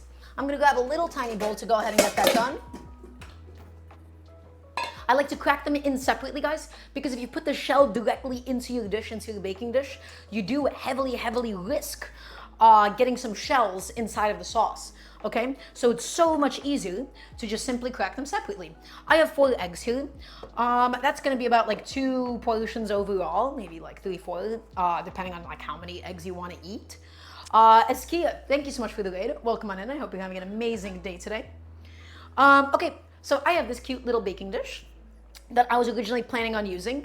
And if I'm imagining the size of the eggs, I feel like I could push this to 6 eggs, or I could do a slightly larger dish and then do 6 eggs. But the slightly larger dish, I don't actually think I have the volume. Maybe I do have the volume of sauce. It all depends, my friends, on how much sauce I have. So that's what I'm trying to figure out right now. Do I have enough sauce for 6 eggs? And the answer is, yeah, I think I do. Let's go ahead and do that then. I'm gonna grab a slightly larger baking dish then.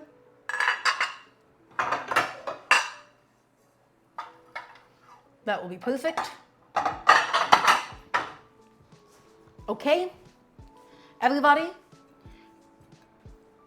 I'm gonna go ahead and quickly wipe this off. Also, cause I haven't worn it in months. I took it off quite a while ago.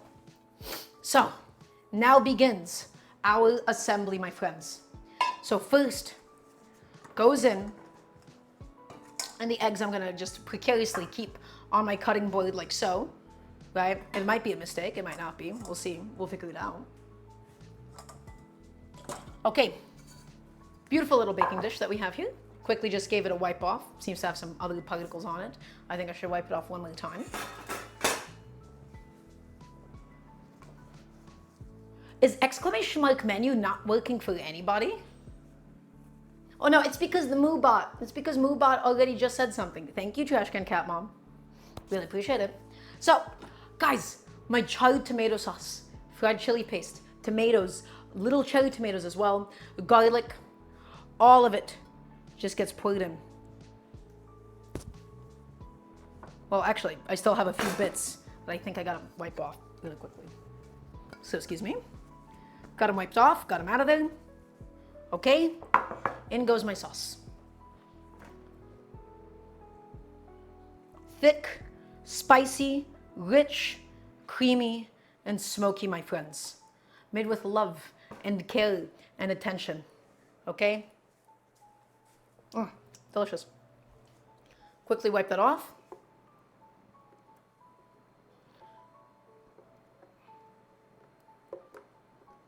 Oh yeah. In all of it goes, in it goes, in it goes, in it goes. Gorgeous.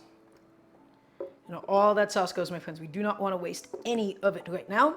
And before we continue, I'm going to quickly fill up my Vitamix with some water, just so that none of the stuff on the inside ends up drying out, because then it's going to become so annoying and so difficult to clean later on. So just getting some water in there right now, getting that done and out of the way.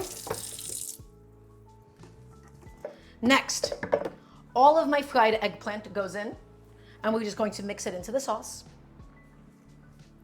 What spice is in the sauce? Really just the red chili paste. I'm keeping it very, very light flavors-wise today. So, guys, fried eggplant, all of it goes in. Almost like we're doing a melanzane alla parmigiana, right? And I can go ahead and get rid of this plate now. Next, all of my lovely kale, and we're going to mix it into the sauce. All of that kale, guys, all of it goes in, all of it goes in, all of it goes in. Nice and fried. Nice and flavorful, nice and soft at this stage as well. Okay?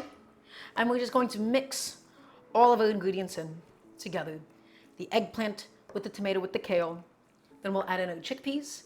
Then we'll add in the eggs and we'll let it all bake. So, my friends, she's all coming together. My kale, my eggplant, my lovely sauce. Get it all in there. Get it all the way around each other. Get it all nice and incorporated. And if any of the bits of eggplant are like a little too big or kale, don't be afraid to mush it up a little bit, right? Have fun with the process. In fact, I might do some of that mushing right now.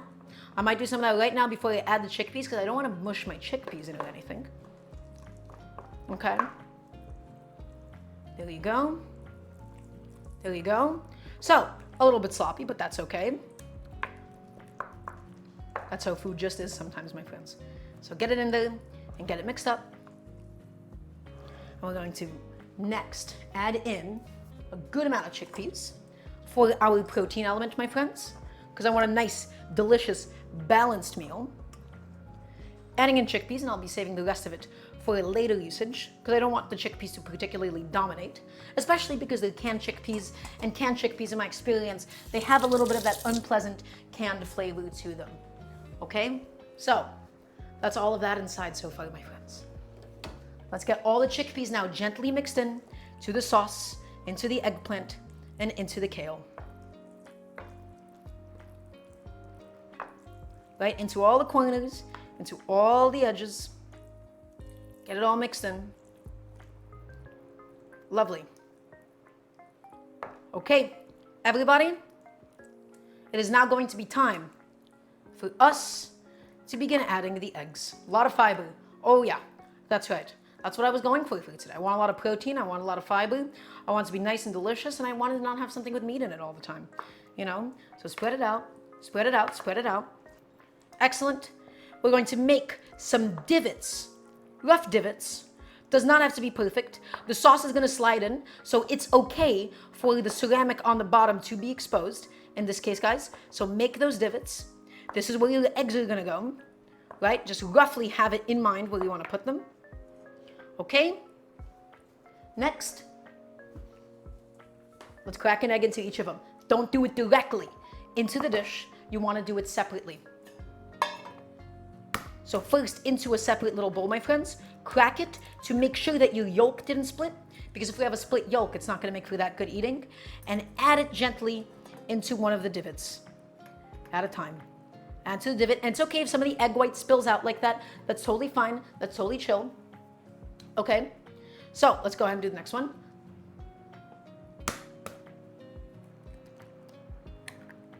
If I saw that sauce in a while, I'd be like, oh, Eskia, that's a little dated, isn't it? Ugh. Okay, I want to go back in and really, really ensure that those divots are holding. So in it goes, just so that my egg white does not spill out all over the place. It's okay if it does a little bit though. Okay, let's go ahead and do the next one.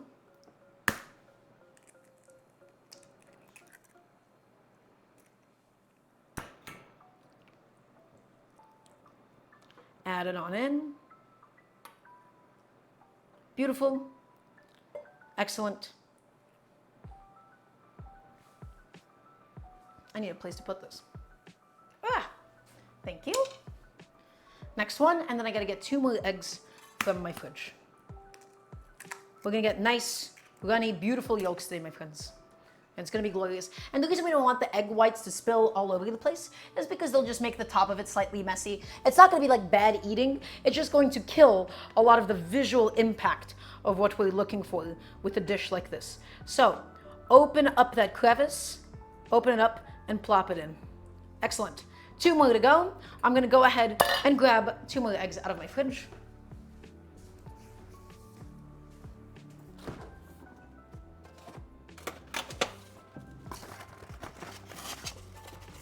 I could have probably made like half a batch of sauce. This is an aggressive amount of sauce today. But that's okay. That's all right, my friends. Like a little nest. That's right. The nest keeps all of the egg white of the unfertilized, what once could have been a bird. So it's a little tragic nest, isn't it? So add it on in. It's not that tragic. It's just an unfertilized egg. Okay, lovely. And one last one left, my friends. Add it on in. Get in the bowl. And again, we're never breaking those yolks, guys. Never break them. Gently opening it. Gently, gently, gently, gently. And don't worry about salting it, guys. That sauce that I have is salty enough. Okay. Beautiful. It's been done. Everybody, look at that lovely little tray of eggs that we have, huh? She's all ready to go. She's all ready to bake up. I can go ahead and just throw my bowl into the dishwasher and I can give my hands a little wash because they are covered in egg white at the moment. So to recap, let's talk about everything that went inside of it, my friends. So we made our own tomato sauce from scratch, from whole tomatoes. We charred it, we blended it up, we added in onions and garlic and a bunch of olive oil, and it was super, super delicious and rich and creamy, as well as some Turkish, not exactly Turkish red pepper paste, but another red pepper paste. We cooked down some kale, we fried up some eggplant, we added in some chickpeas, and we've added in the eggs. The next thing that we're going to work on while this bakes, everybody, the amount of time that it takes to cook, it depends on the size of your vessel, depends on your oven, 5 to 10 minutes. You want the egg whites to look set. It'll still cook after you take it out. 5 to 10 minutes is ideal. 5 minutes, start with 5 minutes, and then you want to give it a little inspection, okay? So, there she is, guys. Look how beautiful she is, isn't she? Right? Ready to go into my little oven and let it bake away.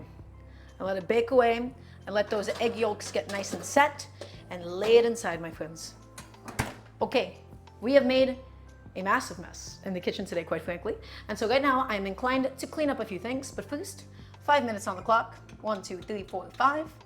Set it, let it go ahead and do its own thing. Because right now, my friends, I'm just going to go ahead and try my best to clean up some of the mess that we have caused in this kitchen. So, away goes my wooden spoon that has touched all the raw egg white. That will not be the spoon that we use for service. In she goes into the dishwasher. Add that bad boy in there as well. Get rid of these spoons while we're at it. Just get a few things out of sight, out of mind, my friends. Just continue to clean up, make a little bit of space for yourselves in the kitchen so that we're not left with a massive mess at the end of the day. Okay? So that's going. That's baking away. That's getting really, really nice and beautiful. Everybody, at this point, we can go ahead and actually begin doing some of the other prep. We're going to have some lovely garnishes because think about it. It's going to be sweet, it's going to be baked, right? It's going to be smoky. It's going to have a lot of heavy, robust flavors. And so as a result, we want that contrast. You can garnish it with sour cream. You can garnish it with yogurt. You can do kinds of cheeses. In my case, guys, scallions, cilantro, because we have some cilantro, and I also wanted to do some feta cheese crumbled right on top. So let's get to prepping that all now. Green onions, scallions. These are all of my leftover scallions, everybody, from before, and I wanted a nice way of using them up. So I'm going to grab my knife, and we're going to do nice, thin slices all the way through. Ooh, what is that? Something got dried onto it. I have some of the bits of the skin here actually quite dry and quite stale at this point, so I might need to peel that up slightly. Never seen that in a scallion before. Slice it, slice it, slice it, slice it, all the way through, my friends. Nice, thin slices to use as garnish, because if it's too thick, it's going to be like too pungent of an allium hit all at once. So slice it and slice it and slice it and slice it. all the way through. Yeah, that guy's a little too dried out. Excellent. Beautiful. That's all done. That's all set. I'm going to grab a little garnish plate, and we're going to use my bench scraper, and we're going to go ahead and scrape up the scallions and add it onto my garnish plate. Next, let's go in with a few wedges of lemon, right? One for each portion. So once in half, and then once more. Beautiful. That's 2 garnishes done. Next, let's go ahead and grab my feta cheese and my cilantro.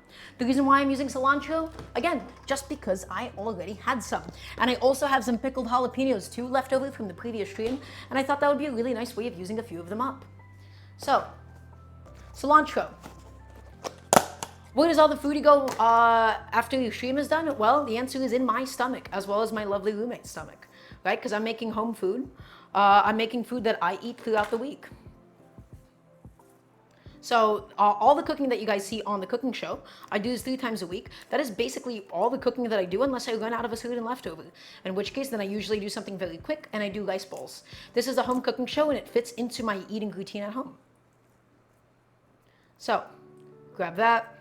Get that cilantro plucked, my friends, because again, the stems, they can be a little bit woody. They can be a little troublesome on occasion. So plucking them, and they're not going to need a lot of slicing. It's all just going to go right on top. And it's going to be perfect, and it's going to be delicious. Okay, I'm just taking a little inspection inside, seeing how it's going. And guys, those eggs are not even close to being cooked. That is going to need considerably more time, right? I looked at those egg whites just now. They're not even close to being set. So once those egg whites are beginning to look set, that's a pretty good indication of doneness in this case. And it's okay for it to still be soupy and raw. It's all going to be scooped up with some nice bread. So cilantro, pluck it and get rid of it. Cilantro, pluck it and get rid of that stem. Yeah, so the difference between cilantro and coriander, it's purely like depends on who you're asking. Oftentimes people refer to cilantro if you're talking about Latin American food, and otherwise they just refer to it as coriander in every other part of the world. But honestly, totally up to you. It doesn't actually really matter that much. So cilantro, just give it a little slice. Don't crush it. Don't chop it. Don't destroy it, my friends. Just take it, bundle it up, and slice it. And you pause. There you go. And slice it.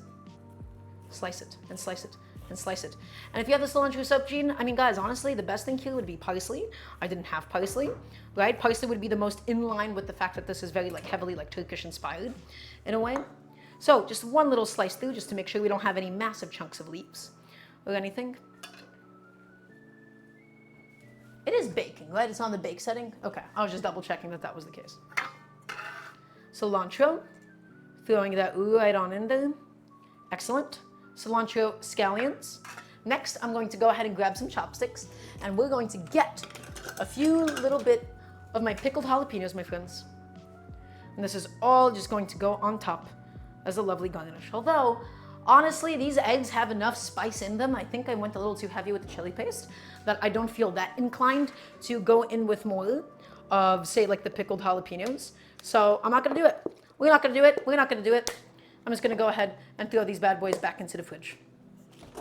Next, my friends, let's get the feta cheese out of the freezer, because remember, we put it into the freezer specifically so that it can get nice and firm.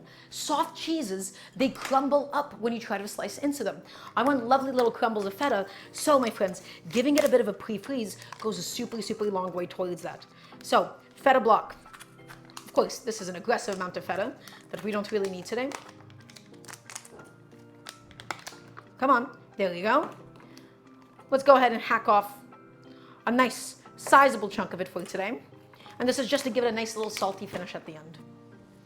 Take it and crumble it up. You don't really want to slice it as much as you want to just sort of cleave it, and then the feta cheese naturally crumbles up a little bit. Or you can also just slice and then slice perpendicularly once more.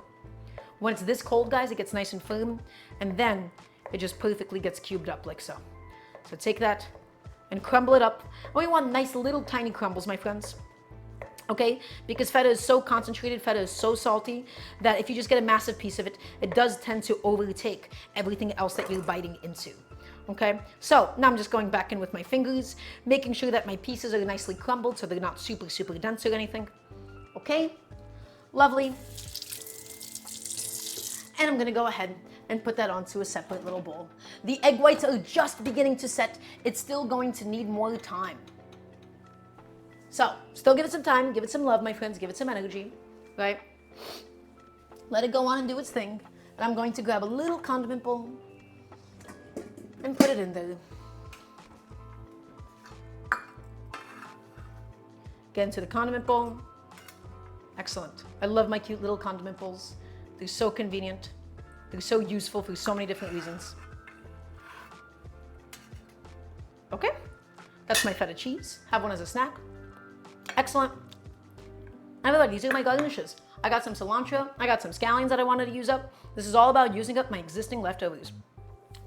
So, now that we have a moment, everybody, now that we're still waiting for the eggs to fully cook through, again, we're just really looking sure that the egg whites themselves, they look fully cooked. I'm going to go ahead and put a few things away while we have a moment of time, right? Because remember, you absolutely must, my friends, clean as you go. So that's going to just about do it for all of the active work that I wanted to accomplish for today. If anybody has any and all cooking questions, now would be an amazing, amazing time to ask me. Let's get that feta cheese wrapped up and put away. And we'll try to use it for the Sunday show. We have an eggplant, we have feta. There's a lot of exciting things that we can do with all of them. Let's get that feta cheese out of sight and out of mind and make this kitchen that is currently, truthfully, a disaster into something a little bit easier to be in. So, that's about it. That's our lovely little condiments, guys. I'm just gonna go ahead and switch the camera shot so you mostly see me. Yeah, and we'll scoop it up. We could also toast some bread, although I am currently using my toaster oven for the eggs themselves, so it's a little bit tricky to do so at the moment. Although, something like this, it is not even an option, you absolutely must have something like this with some bread, because the bread is able to soak up all of that lovely sauce. So get rid of a plate, shove that bad boy into the dishwasher, grab a little Tupperware that we can put the chickpeas in. Do I like any particularly Central Asian cuisine? I absolutely do here on Queen. I love Uzbek food. I love Georgian food, which has a lot of very strong Central Asian influences. I adore Central Asian cuisine, and it feels incredibly underrepresented on the global scale. People talk about French, people talk about Italian food all the time, right? But Central Asian has so many amazing, incredible influences, and I feel like it's only now starting to pick up a little bit of traction. But the answer is yes, I absolutely love Central Asian cooking, because that was a lot of the kind of food that I grew up with. Whenever we would go out, growing up in a Russian Jewish family, we would go out for a lot of Central Asian food. That was always like a restaurant food for us, you know? And it's something that I really heavily treasure as a result. I think of it as quite delicious. So I do love Central Asian food. Not to like really lump it all into one thing, right? But it's like a lot of lamb, it's a lot of rich, heavy, fatty dishes, right? And I think it's quite excellent. It's quite incredible. So, once again, everybody, I'm just quickly putting away all the different things that we no longer need for today. So getting rid of my chickpeas, for instance, getting them out of here, getting them out of sight and out of mind. Putting it away, because a clean kitchen now means a clean kitchen later.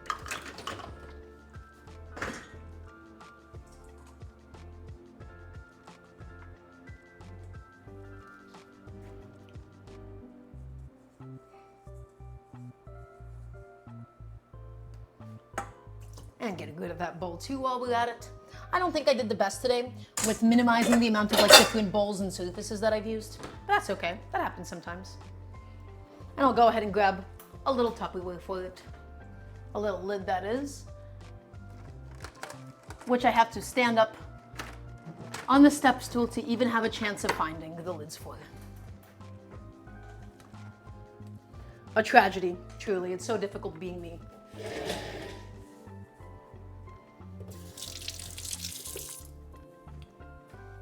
Okay, guys, let's check on those eggs. The egg whites are getting there slowly but surely. Not fully yet. I'm going to go in there and I'm going to give it a little rotation just to make sure that it's cooking up evenly. But it's getting there, slowly but surely. Although I should probably be careful to not open a little toaster oven like this so much, because they do lose a significant amount of heat. And I am truthfully surprised how long this is taking.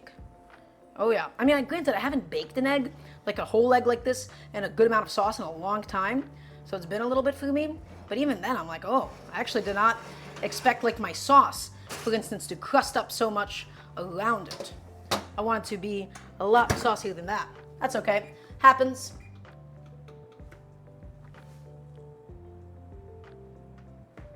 Give it a few more minutes. And we gotta keep on cleaning, guys. Keep on cleaning, keep on getting rid of some scraps.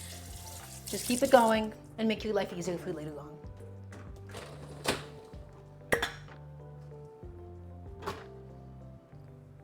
As well as a spatula. Gotta get out of here.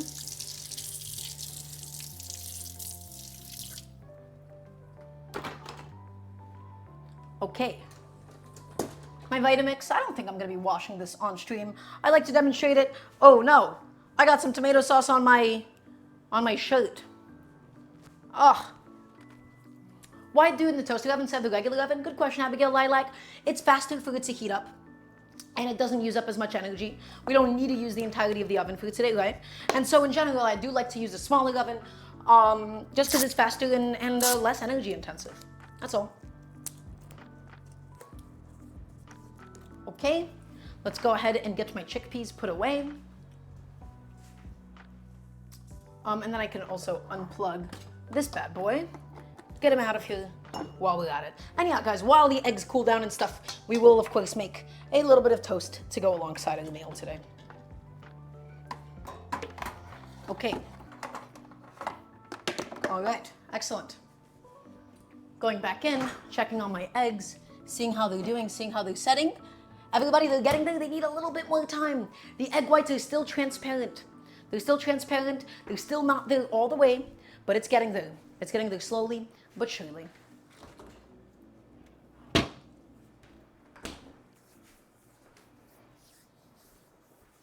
Wonderful. So, in the meantime, we still got a few more minutes to kill. We have X amount of minutes. We're still waiting for them to be done. If anybody has any questions, once again, this is a really good time to ask. And if not, well, then that's okay too. My garnishes are ready. They're all set. They're all ready to go. And I can get rid of my bench scraper too. There's nothing left to slice. There's nothing left to scoop.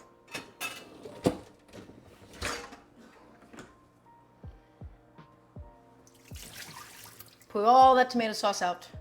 And let's fill it up with some nice fresh water. Again, just in the interest of making cleanup as easy as possible when we do get to it.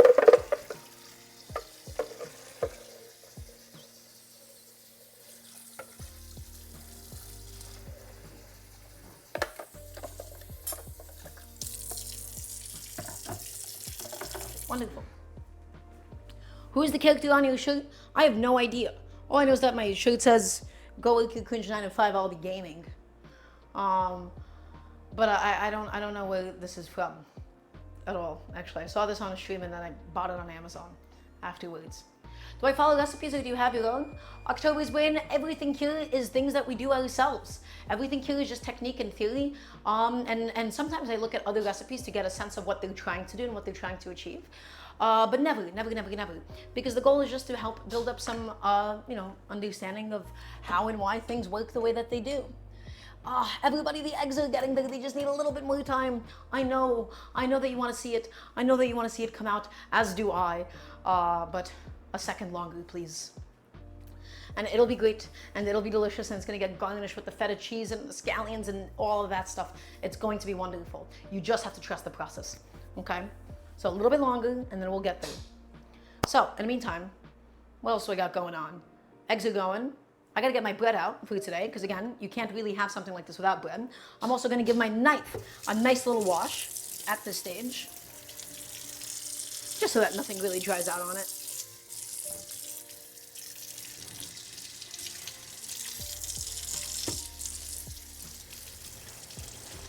Give it a little wash, give it a little rinse, get it out of here, and just get that ready to be put away soon. The knife has done a wonderful job for us today.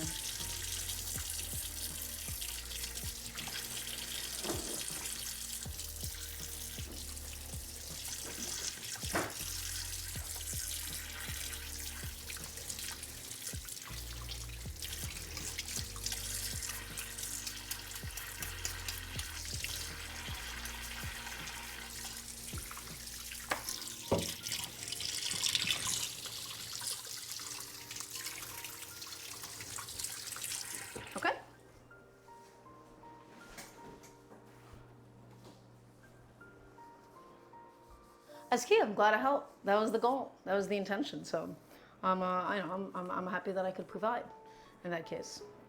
Give it a little wash. Going back in there, checking on that egg. It's so close. Oh, you know what? Some of them are just not cooking up evenly. I see that one of the yolks has actually begun to cook. I think everybody now might just be the time to pull it. One of the eggs are going to be a little bit soupier than I would have initially intended, but that's okay. Everybody, it is time for the reveal of my lovely baked eggs. So let's get rid of all these pans. Let's get rid of all this dirty stuff. We have no use for that. Get them out of here. Get them out of sight. And now, my friends, I'm going to grab a glove. Hold on, we can't eat yet. We got to still let it cool off at least a little bit. Okay. And it is time for us now to go ahead and pull this bad boy out. I'm going to set this bad boy on some toast as well, for the oven that is.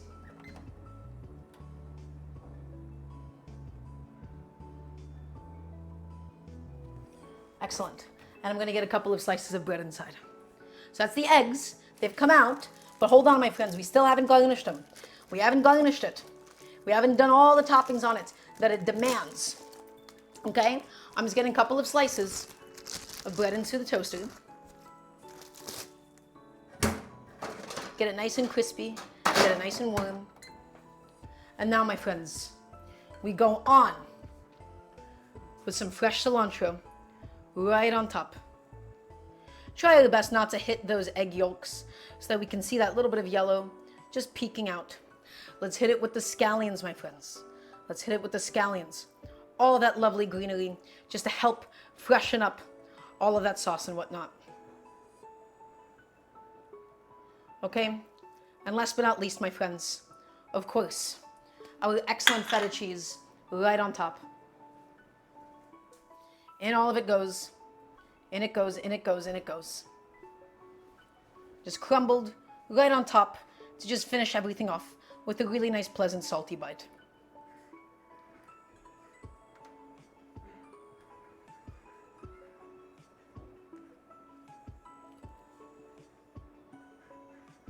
That's it.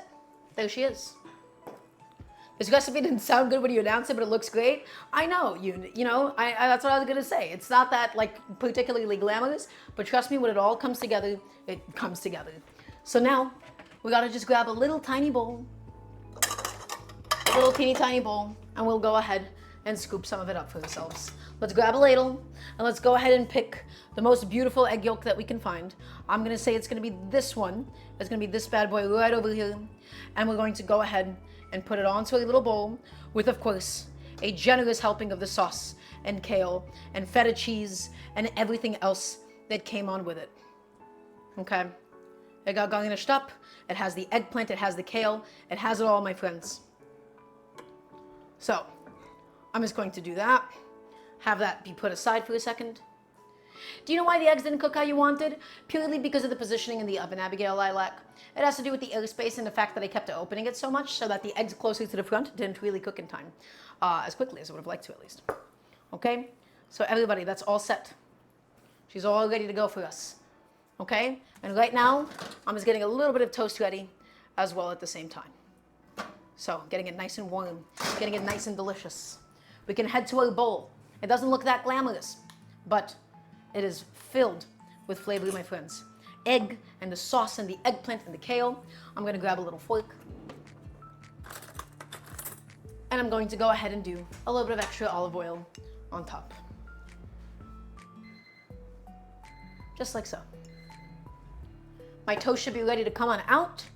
I don't like mine particularly heavily toasted or anything. So very, very light browning on it. Although I could probably keep the other one in there. And that's it, my friends. We finally have some dinner in front of us. This is it. It didn't sound all that glamorous, but we gave every component a lot of love. This is baked eggs and tomato sauce, a spicy tomato sauce. I want to hear the nice resounding yes, chef, please, and thank you. Okay, beautiful runny egg yolk, garnished with some extra virgin olive oil. Fried eggplant, fried kale as well. We have some chickpeas inside of all of it. We garnish it with cilantro. We garnish it with some scallions. We garnish it with some feta cheese as well as soon as it came out. So the feta is going to get nice and warm and nice and soft. This tomato sauce we made with a chili paste with plum tomatoes, with vine tomatoes, right? With a bunch of garlic and also some onion. So the way that I like to go about it, I like to give my bread the first contact with the egg yolk, just like so. And then we can have a nice little bite.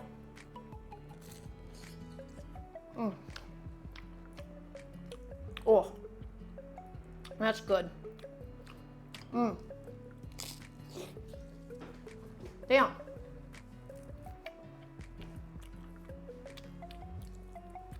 Gotta say, a lot of the heat, when it was initially spicy, it ended up dying down.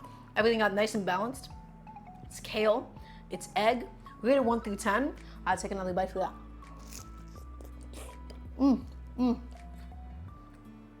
Oh damn, that's good. That's delicious.